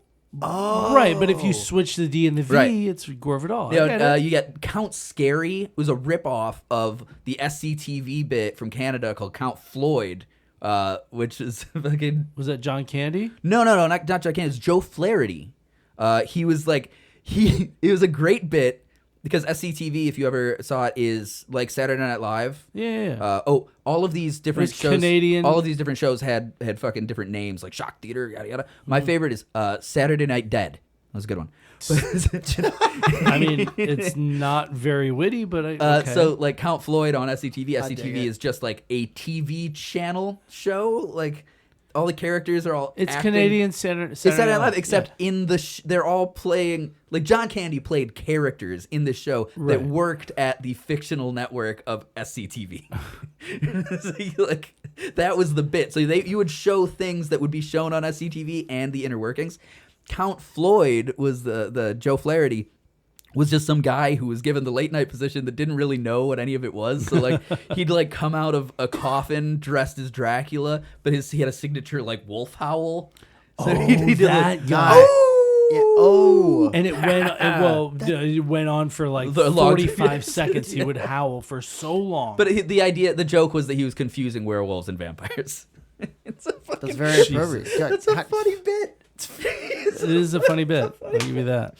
But so like Count Scary in the Midwest was like a ripoff of Count Floyd, and then you get Dr. Creep, Dr. Madblood, Dr. Shock, lots of doctors.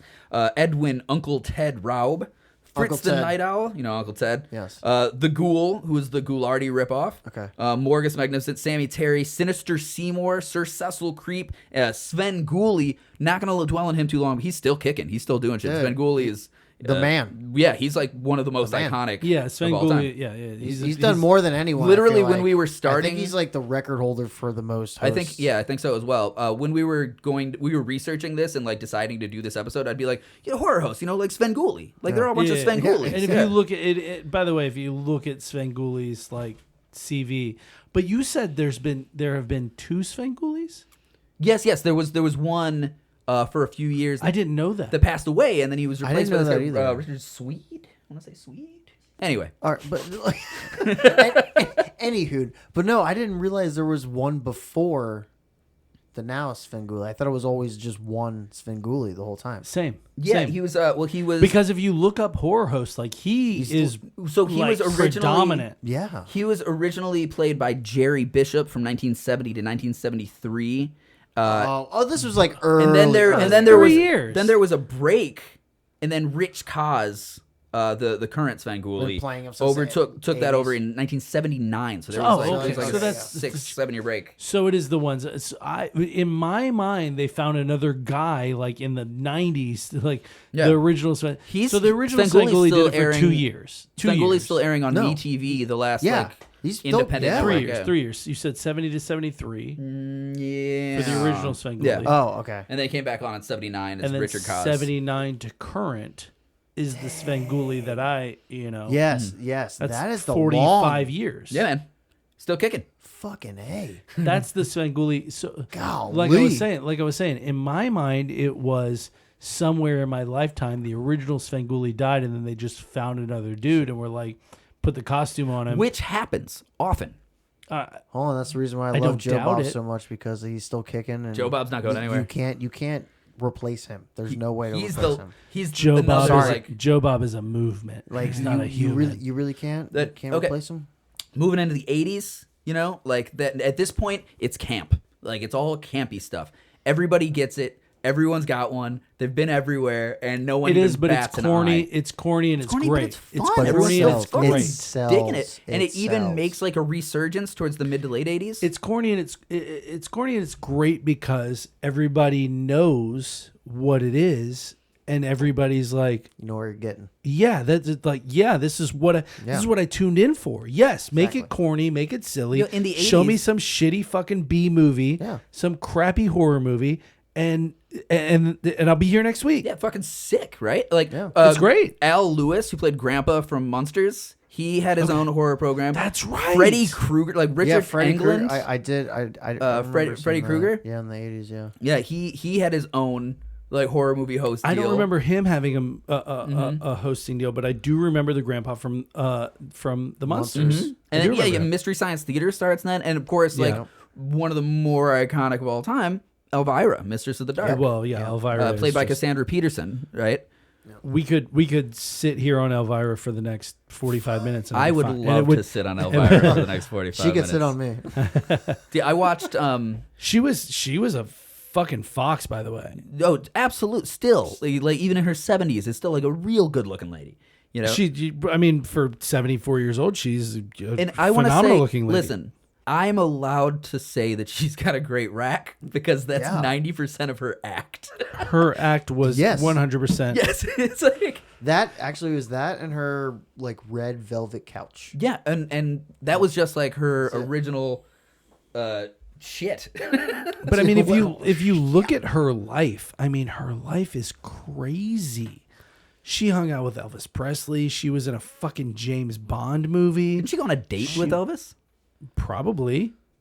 Well, how would you not if you were Elvis? Dude, Elvis was a slut, dude. He was getting around with everyone. I You mean, kidding me? she moved to Italy. She was a singer in like old fucking like punk bands. She was. But she's super punk rock. She Like wa- that's She worked as a Hell go-go dancer in like a drag club in the 80s. She was she worked at the fucking Playboy Club in Miami. Like she had a crazy. She was in the Groundlings. yeah. She was in infamous, not infamous, but like well-respected improv group from L.A. The Well, she Groundlings, was- the Groundlings School. Yeah, with, she was in Pee-wee's Big Adventure. Yeah, she was with yeah, Paul I do- Rubens. She was in remember the that. Groundlings with Paul Rubens. Shit, I forgot because they were both in the Groundlings at And the like, same but time. like, I really want to bring up that parallel because if you look at Cassandra Peterson's, By the way, she Elvira, was almost Ginger in, in Gilligan's Island, like the third the third movie. Rita, Yeah, the third movie. But I want to like really take this little moment in culture, right? You got Paul Rubens and Pee Wee. By the way, Pee Wee Herman. just to interject real quick, that was all mostly before she became Elvira. yeah, Yes. That was yeah. all The Groundlings. Definitely, she came out of the Groundlings.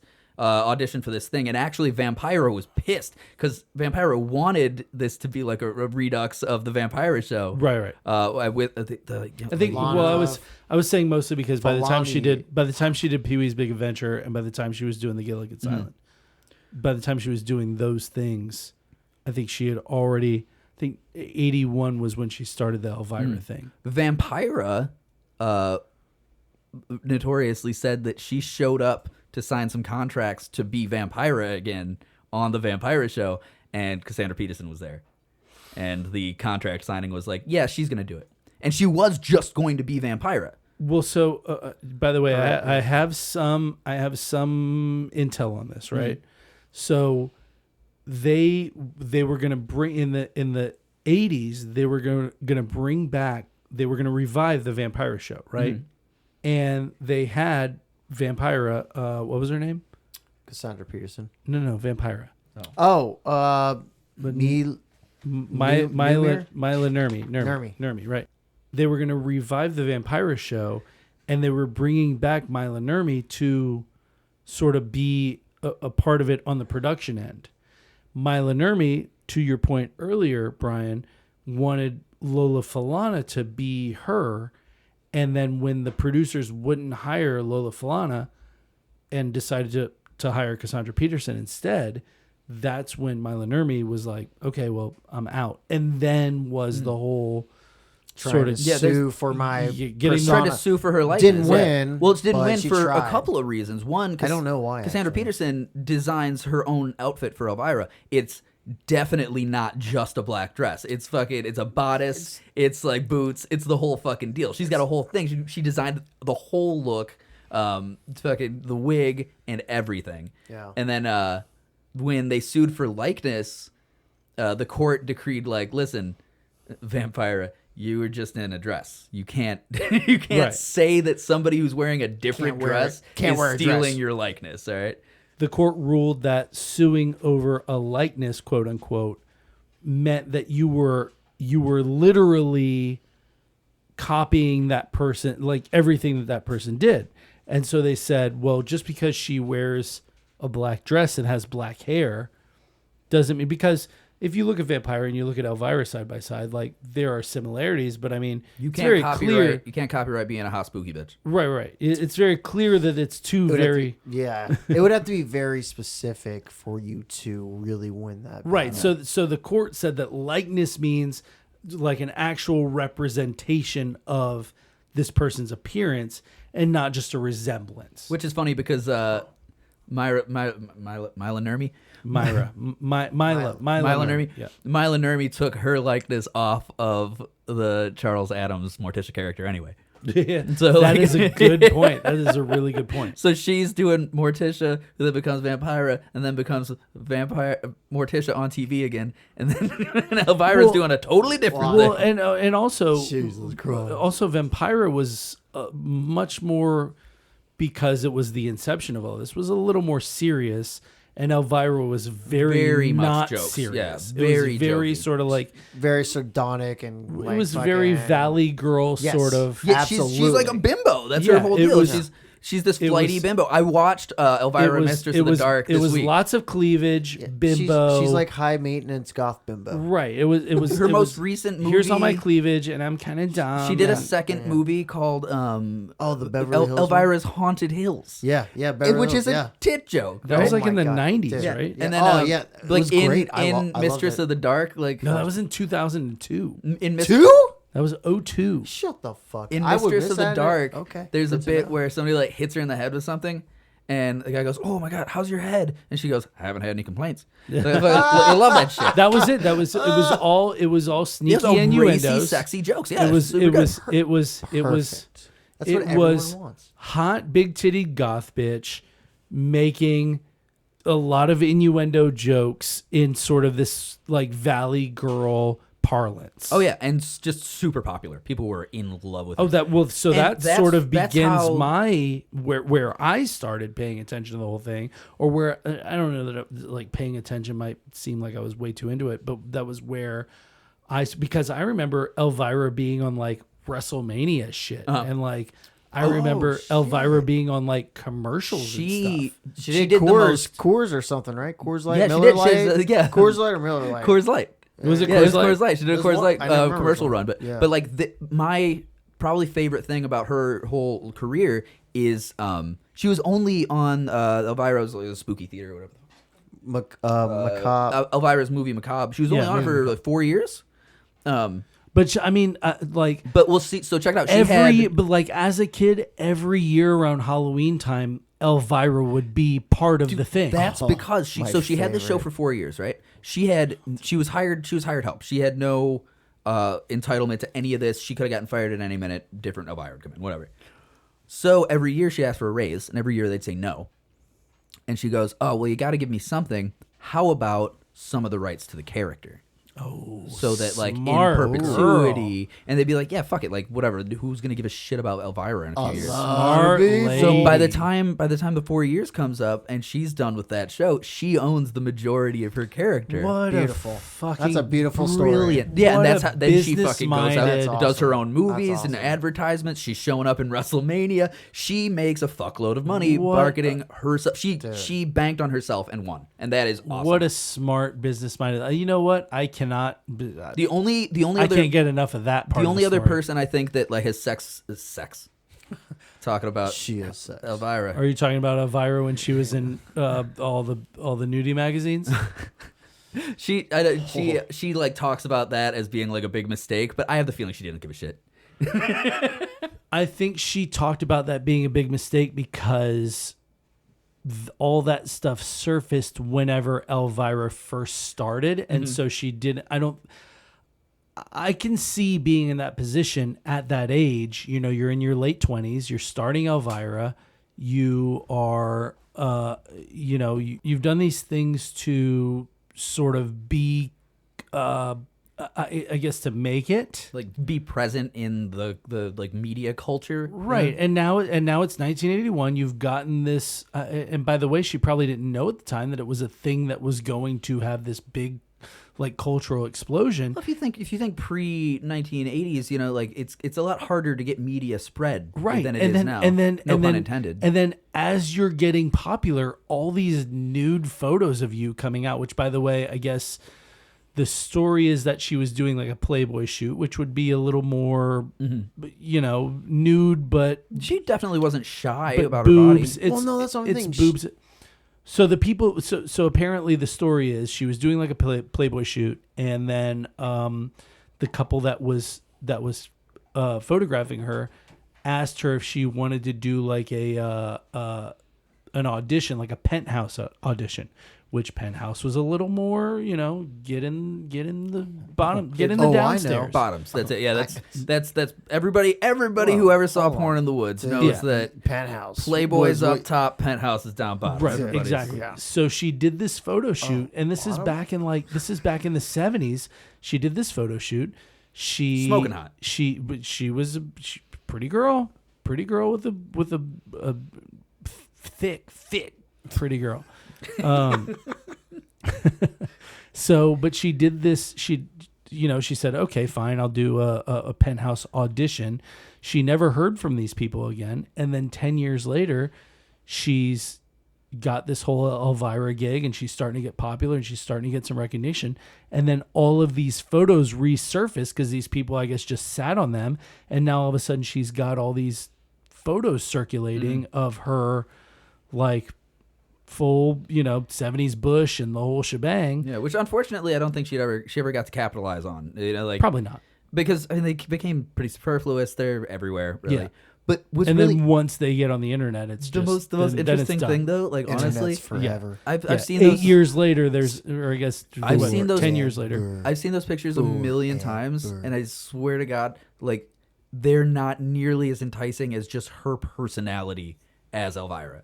Like watching Elvira, Mistress of the Dark, the other day, it's like, God, this babe is so fucking cool. Just she wasn't afraid to be corny and know what she was doing. She's she funny, hated she's it. sexy, It's like gothy, she's you have the technology. She's sass. Yeah, it's you have the technology to watch it on one side and then look at the naked photo of her on the other side. We live in 2024. You can do both. You can have one on your phone. But like one of the things, Cassandra Peterson, just like all the respect in the world because she was so tugging, just like. Just tug it. Oh my God! I said respect at the same time that you said tugging. Tugging. TUGGIN'. I quit. I quit the podcast. Fine, I quit every week. So welcome to your first time. But like I got mad respect for her woman because she's like super comfortable with sexuality and she's like down to be sexy and flirty and like in Mistress of the Dark she fucks a guy, like that's like her character, like it's her whole thing. But I mean, she was in Working Girls. What was that? 79, yeah, 1979. Yeah. She was topless in Working Girls. She owns the whole thing. At the end of Elvira, the whole point of that movie, if you haven't seen Elvira, Mistress of the Dark, I highly recommend it. It's 100%. On Tubi right now. I love that. Her whole bit is she wants to get to Vegas and have a big show. Just do a show, her as a showgirl, right? And she's her whole presentation. She's like, I just need to get there. And so there's a whole inheritance thing. She's got to find a house. There's some demons, whatever. Question. Huh.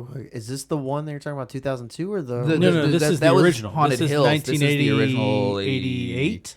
Ish, yeah. 88, I thought the 88 one was about her getting an inheritance. It is. But yeah. the thing is, she's using her inheritance to put on To a big go Vegas to- show. Oh, that's right. Okay, Because yes. she keeps talking about she wants to do her big trick. She just wants everyone to see her big trick. And when Because she the gets whole thing about Elvira was she was like this California girl. Yeah, that's right. in- Yeah, she just wants to make it in life. with right? this sort of like she was like the Big puppet dog the, dreams. She was like the pale skin, like tons of cleavage, black dress. She was the goth Debbie Does Dallas. She was Wednesday or Hell Morticia yeah. Adams that wanted to be this blonde-haired showgirl sort of California Valley even girl in sort of Mistress thing. of the Dark, she's driving like a black Cadillac with Yeah. cheetah print everything. It's super fucking punked out. It's super cool. But The macabre mobile. her big trick at the end of this movie is she does the whole thing, does the dance, whatever. She's wearing pasties on her nipples, and they do the drum roll, and she makes her titties go one way, and then the other way, and then finally for the big trick, both of them in opposite directions. Atta girl. It's like that's the end of the shit movie. Woo! It's like, well done, well done, good. Elvira. Like, that's Brian Jesus, is so fucking good. full mast right now. But Yeah, you better watch out now. Raise the Got a half mainsail. a beer left. Raise the mainsail. Real He quick, is ready to sail. there is a triangle there that's like Pee Wee Herman, Tim Burton, and Cassandra Peterson. Like, Oh, yeah, there's absolutely. fucking they intersect at this Yeah. weird moment in pop culture in the late '80s, Mm-hmm. and it creates a style that is still everywhere. You see like punkers walking around today wearing fucking cheetah print and like the whole thing. The Elvira look, the John Waters '50s look is everywhere. Pink Flamingo shit. Yeah, you know? 100%. I've got a kid that works with me that's 20-something years old, 24 maybe, and he's pink Doc Martens and cheetah print and Hell yeah. he's That shit goes right back there. but, I mean, don't get me wrong, he takes some fashion liberties. I'm more of just a fucking plain t-shirt and fucking shorts guy, or jeans. The cultural movement here is, if you look at, all right, so Tim Burton in this little area being influenced already by the 50s and like pulling that culture into more of like a California kind of a pink thing, like that's sort of like, yeah. you know, but recently, Tim Burton did the show Wednesday, and there's like a viral video of what's her name that does the Wednesday? I don't know. Jenna Ortega. Jenna Ortega. So she's doing a dance, and in the show, they're doing a dance to the song "The Goo Goo Muck" by the Cramps. Yes. Cramps had an album called "Stay Sick," Yes. which was the catchphrase of Ghoulardi. Yeah, No way, that's that was- right. Because they're a that was- Cleveland band. Yeah. So boom, full Fucking circle. I Full didn't circle. Yeah, I'm telling you, this culture is way more hold permeating on. than you Cramps think. are a Cleveland band? I Yeah. thought they were a Kansas City I band. think they're from Akron, actually. I thought they were Kansas They're just City. Ohio. Why Who did I cares? think that? Ohio's a wasteland. Ooh, that's a little rough on me. All right, never mind. Anywho. Anyhow, yeah. So there's just like this one weird little microcosm of culture that comes together perfectly in the 80s. Like, it makes Pee Wee Herman goth in a weird way.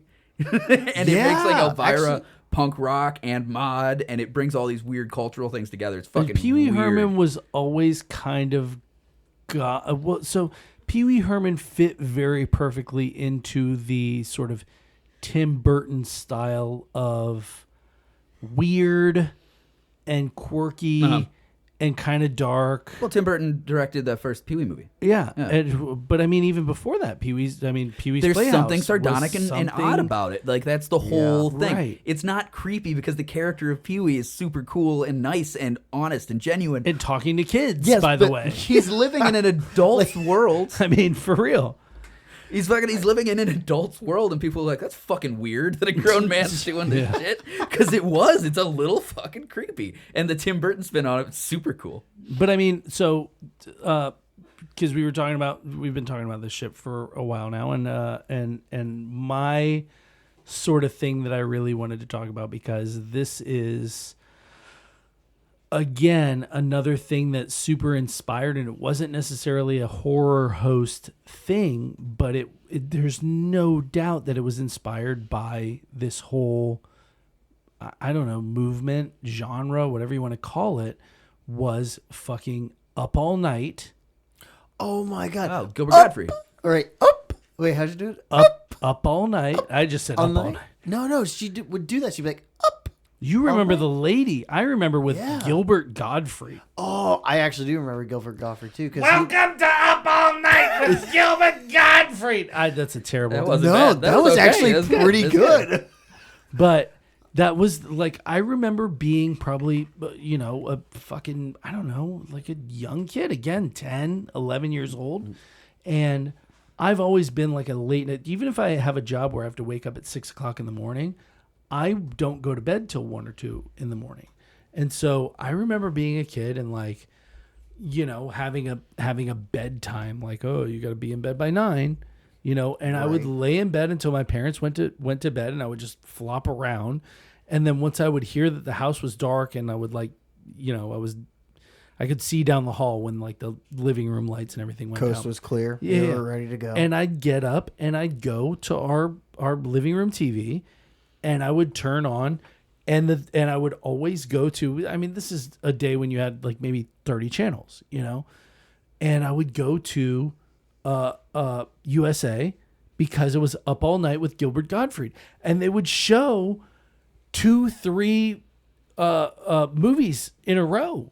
It was like, it went from I want to say 2 a.m. to 6 a.m. So, okay. It was 1 or 2 a.m. Yes. to 6 a.m. No, so it's funny you're mentioning this, because when I'm thinking back on it now, I feel like all of the movies that were up All Night, they were like the made for TV movies. They weren't like theatrical release. They were no, made 100%. They were like, it was all B movie stuff. It was all made like for TV. It wasn't even like, it was just like we made it for our broadcast. But they did like B movie slasher Yes. flicks, and Yes, they did like yeah, B yeah. movie like all the kids at the camp, and then the shit goes down. And type then stuff. the shit goes down. but it was the all kids at the camp. It was all B movies. So then they'd also, I mean, as a 10, 11-year-old kid, they'd show boobs too, and I'd be like, oh my god, this is awesome. We At all like love boobs. it would go from, I'm sorry, I just looked up. Boobs. It just it went from 11 p.m. to 5 a.m.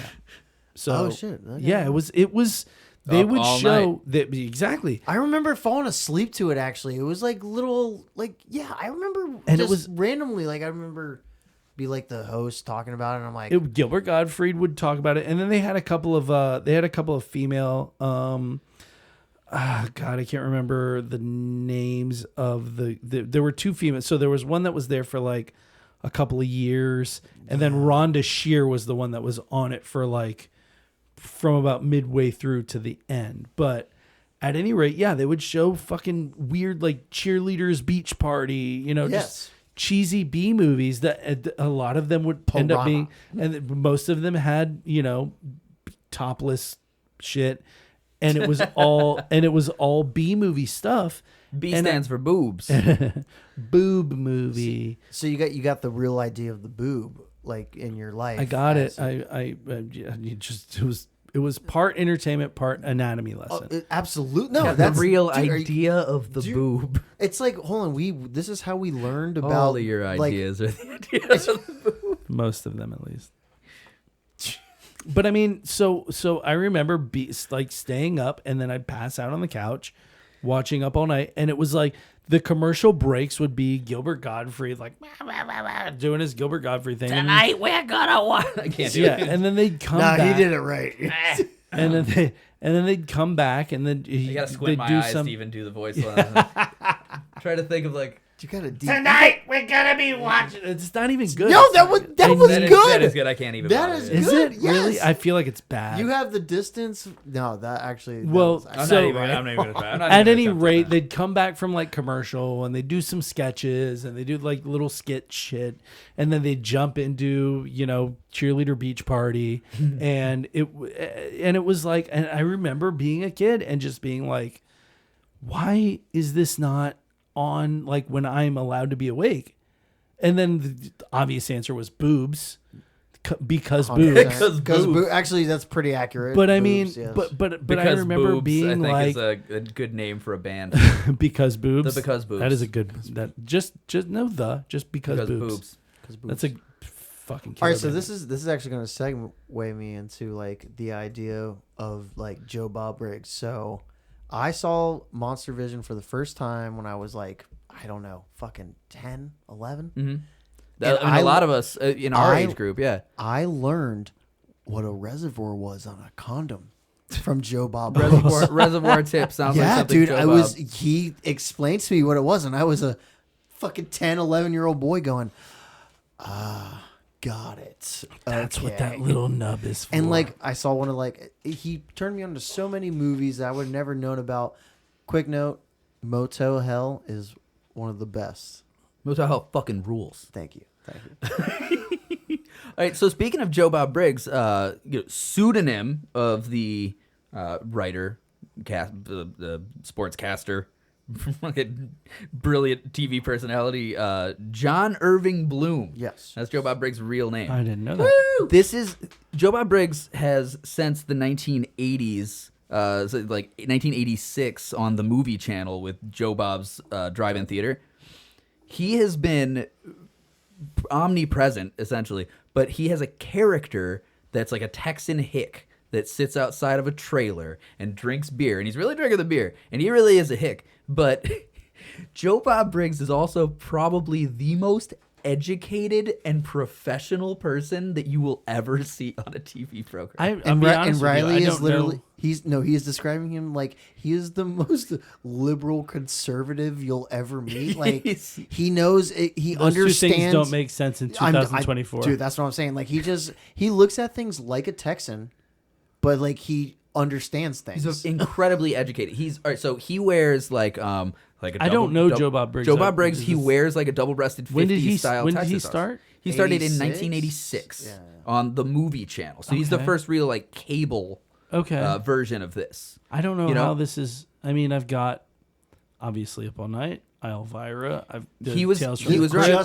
just after all this. Like, Yeah, right so at he- the- Okay. well, Up All Night was sort of around the same Up time. All Night went until Yes, into in the the 90s. 90s. Yeah, Yeah, it So went well he, into the 90s. He does Joe Bob's Drive-In Theater on the Movie Channel from 1986 to 1996. So 10 years on the Movie I Channel didn't know doing he that. did 10 years And of then that. he does Monster Vision. That's where I know him from is 96 to Monster Vision. 2000 on TNT. Oh, right? Oh So my God! That's where. Yeah, that's there, where now I you're learned the fucking getting it. reservoir Yeah. of the sperms goes. Oh my God! So he was doing, and he just shows shitty B movies. That came on after what was the other TNT show where they Oh, did the cooking? The cooking, yes. Dinner and a movie. Dinner and a movie. Yes, it was Dinner and a movie, which Holy famously shit. famously did an episode. I can't remember what movie they did it with, but they had a chimpanzee guest host, and they called it Dinner and a Monkey. And I think that's one of the funniest fucking things I've ever heard in my entire life. Dinner in a movie was fucking hysterical. Yeah. No, I love Dinner That and was a that movie. guy. That was that guy that was on Talk Soup for a while, right? Wasn't it? Was it? John Henson. John Henson? Was it John Henson? I think John Henson was on Yeah. that. Yeah, Oh shit, I didn't realize that. because Talk Soup was it was Craig Kilborn, then John Henson, then Cato for like a hot minute, and well, then Joel before that, it McHale. was Greg Kinnear. That's right. It was Greg Kinnear, not who did I say it first? Joel McHale. No, it was Joel McHale. Joel was McHale way at the later. end. Craig Kilborn. Craig Kilborn. But it was Daily Show. Kinnear. It was Kinnear, not Kinnear. Kilborn. It was Kinnear Kilborn. Kinnear. Kinnear Kilborn. Was Kilborn on it? I don't know if Kinnear was on it. I know that then there was Greg Kinnear was the first guy. He was the talk. Greg Soup guy, Kinnear yeah. was the first guy. I don't know if Kilborn was on it. Kilborn. It was Kilborn was Daily Show Did he before do Jon Stewart. Daily I'm not Show, sure. and then no, I think he Kilborn was fucking. I Daily don't know. Show. I'm not researching that. Anyway, But Joe then there was Bob John Briggs. Henson, there was Cato Kalin, and then Joel McHale. Cato Kalin was on Talk Soup. Very briefly. Jesus Christ. agreed. Around the whole OJ thing. So Fucking A.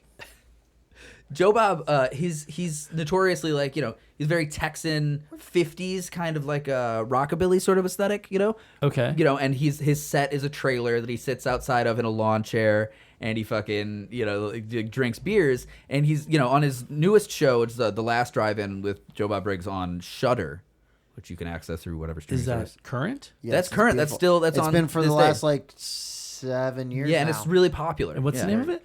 It's called The Last Drive-In with Joe Bob Briggs. If you don't, And he's still doing like B movie stuff? Yeah. yes. Yeah, we watched Head of Fuck the yeah. Family, I think. Was, Oh, Head of the We Family. saw Head of the Family together That on movie's Joe so Bob. good. Yeah, it's really Oh, cool. He's I got know The what movie you're titties, talking the about. titties in that movie, dude. he's Grade got A guests. titties. I thought this is Brian's giving this- 5 stars I actually to the titties. And Brian. the family. Brian, I wanted to give you an honorific here because Joe Bob has a partial co-host named Darcy the Mail Girl. Right. And Brian, I thought would be a good Brian the Mailman. That's great. Welcome, Brian. Oh my god, And now you can be a reoccurring guest. We'll call him Brian the Mailman. that's gonna make me cry. So, all right. So Joe Bob Briggs, right? He is a historian of horror movies. His bit is much like us. He does like delete everything kind of thing. Well, he's doing when you come in between breaks, he'll be like, well, this director used to do this sort of thing back in the day, and he's got this sort of nice. style. It's very, very informative. Like, very curated for what he's watching. which is and- crazy to think of when you think about this. Think about this right here, okay? Okay. So he was born in Dallas, moved to Little Rock, and God. he was a sports When writer. was he born? Oh, fucking 50. You don't have it. something. That's okay. I think it's probably You don't the have other to have page. a- I gotta think he's like flip the page. 1951. He's somewhere around there. Yeah. He's 70 something. He's So, 70 something. but he was born in Dallas. He moved to Little Rock, Arkansas. He was a sports writer for the Arkansas Democrat by 13 years old. What? He was Nice. out of high school. He was a Dallas Times Herald writer. He wrote for Texas Monthly before he was 20 years Wow. old. So he was just an entertainment. Yeah. He was just an industry savant. No, that wasn't even industry. He was just a writer. He was a sports and like news correspondent. Right. Yeah, So, like I right. mean, And yeah, but he was also just a big movie fan. right. Yeah. he knew how to use words. Well, he also co-wrote like a shitload of books. This guy Jim Atkinson, he wrote a book called Evidence of Love that became a TV film and then recently a miniseries on Netflix, I believe. No, HBO Max. Named what? It's so the TV series or the original TV film is called Killing in a Small Town, and the show that just recently came out on HBO Max is called Love and Death with Elizabeth Olsen. oh, okay. right. I've seen that. oh, the love. Yeah, it's I about saw a woman that who with like Jesse hacks her Plemons. husband to Jesse yeah, Plemons? hacks her Oh. fucking husband to death. Elizabeth Olsen, the younger sister of Mary Kate and Ashley. Yeah, the Scarlet Witch. Yes. fucking- Yeah. She was good. Like She was Joe good on Bob that wrote show. he's the book Evidence of Love. Joe Bob goes to the drive-in. Joe Bob goes back to the drive-in. This one's fucking wacky. Eccentric Orbits, the Iridium story. I don't even know what that means. Wow. He traces the conception, development, and launch of the Iridium satellite constellation. Interesting. Which is a massive... whole book? It's a fucking investigative document about a cluster of satellites that went up in the early 2000s. I actually want Interesting. To learn Yeah, about, I wanna fucking learn Joe about Bob this. Briggs drinking beer outside of his trailer. It's just fucking... I mean, he might have just been putting on airs for television. Yeah, but he's also... I got a question. He absolutely was. But yeah, it was a question. Do you know how many films he has reviewed in his career? Is there any number? Oh, I have close no to idea. that? It's got to be in the hundreds of thousands probably at Okay. this point. Because I guess that's something I really would like to know. He took up a job doing movie reviews for like a quick buck at his job at like the Dallas Herald or whatever. He would just review movies and be like, "Here, do you want my review?" And make money. He adopted this like Joe Bob character specifically just so that it wouldn't interfere with his life as a journalist. Perfect. And it just overtook because it got popular. He was like, he's written for The Daily Show. He's written for Newsweek, National Lampoon, Rolling Stone, Playboy, The Holy Village shit. Voice, The National Review. That's amazing. His review column was syndicated in the New York Times in the 90s, and he had a sex advice column in Penthouse. Really? That's my boy. Exactly. And That's my boy. He is still on to this day. And yeah, he is still killing it. that kind of rounds us out, I guess. Yeah, I think that's all the ones on the list. I would like to give a couple of honorable mentions to a few like YouTube horror hosts because that's really like the last free open platform that people can do this sort of stuff. So you got people. We still have cheesy horror hosts on YouTube. There are a few. Like you might so there's a lady named Christine McConnell that bakes like horror cakes or horror themed cakes. Okay. She's got a very like 50s, 60s kind of gothy housewife sentiment. Atta thing. girl, that's smart. It's That's super good. fucking cool. She doesn't really host movies, but like she's been intercut to be in Really? movies. That makes sense. Like her So videos she are, did like, the whole thing, but she didn't do the movie angle. exactly. Well, because Okay. she's on YouTube. She can't host the movies for the most part. Oh, that's true. But well, then I mean, if it's public There domain. are a couple other ones like What do you think everything on Tubi is? It's all well, public yeah, domain. Well, yeah, but Christine McConnell's been doing this for probably a decades-ish. Okay. You know, and she's really cool. Like I'd say anybody that wants to like look her up because she's got the whole aesthetic. It's like the next evolution. And she just goes by Christine McConnell. She Yeah. doesn't have like a No, that's like it. She's okay. just a person. It's like she's really this person Okay. making horror cakes and dressed in this 50s thing. Hell yeah. But then you also got like Glamdora, who's like had a show on YouTube for several years. She is, I mean, your classic gothy babe. She's got horns and pale makeup and that whole deal. Okay. She Atta does girl. horror movie hosting. Nice. There's some other guys. Whatever. Brian, do you feel like you got your money's worth? Do Absolutely. you feel like we've paid you enough to be here today? Well, I'm a little upset that craft services canceled last minute. I've got some I mean, cheese. other than that, I feel great. We got cheesy crackers. There's in no there craft somewhere. services, and we paid you $0. Perfect. Yeah, and well, I mean, no, you didn't pay me zero. I got a lust full of action and deplority and some whiskey. with some whiskey shots in between, and Somebody was handing this guy a bottle of whiskey the whole fucking show. Who Could I it be? was gonna say Dead Meat James is a horror host. He does the kill count on YouTube. That's a lot of fun. It's a cool angle where like Dead Meat James. The network is called Dead Meat. He's got a podcast called Dead Meat that I actually like. It's pretty cool. It's pretty specifically horror movie stuff. It's reviews and shit. He does the kill count on YouTube that has like bajillions of views. That's just counting and rating the kills in various slasher flicks. fuck yeah. That's pretty Okay. cool. Yeah. So so that's still the spirit of the shit is still Yeah. around. Absolutely. Oh man, I can't believe we didn't mention Joe Bob Briggs driving totals. Like that's the one thing we should have definitely mentioned because Yeah. that is what he is known for. Yeah, at the is end his of- drive-in totals. At the end of every episode, he's like, no beginning. at the beginning, He'll he's be like, listen, this there's movie gonna will be like 1 decapitated foot, Yes. 3 breastises, Fucking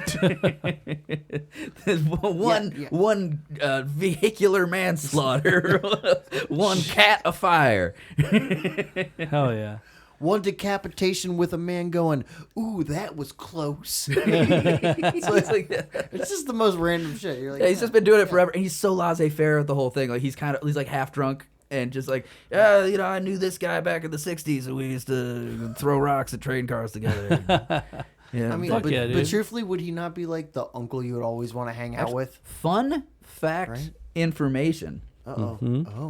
Last, I think, just to close it out, since we just mentioned Joe Bob. We've been talking about Joe Bob for like a solid, I don't know, 10 minutes. Yeah, right.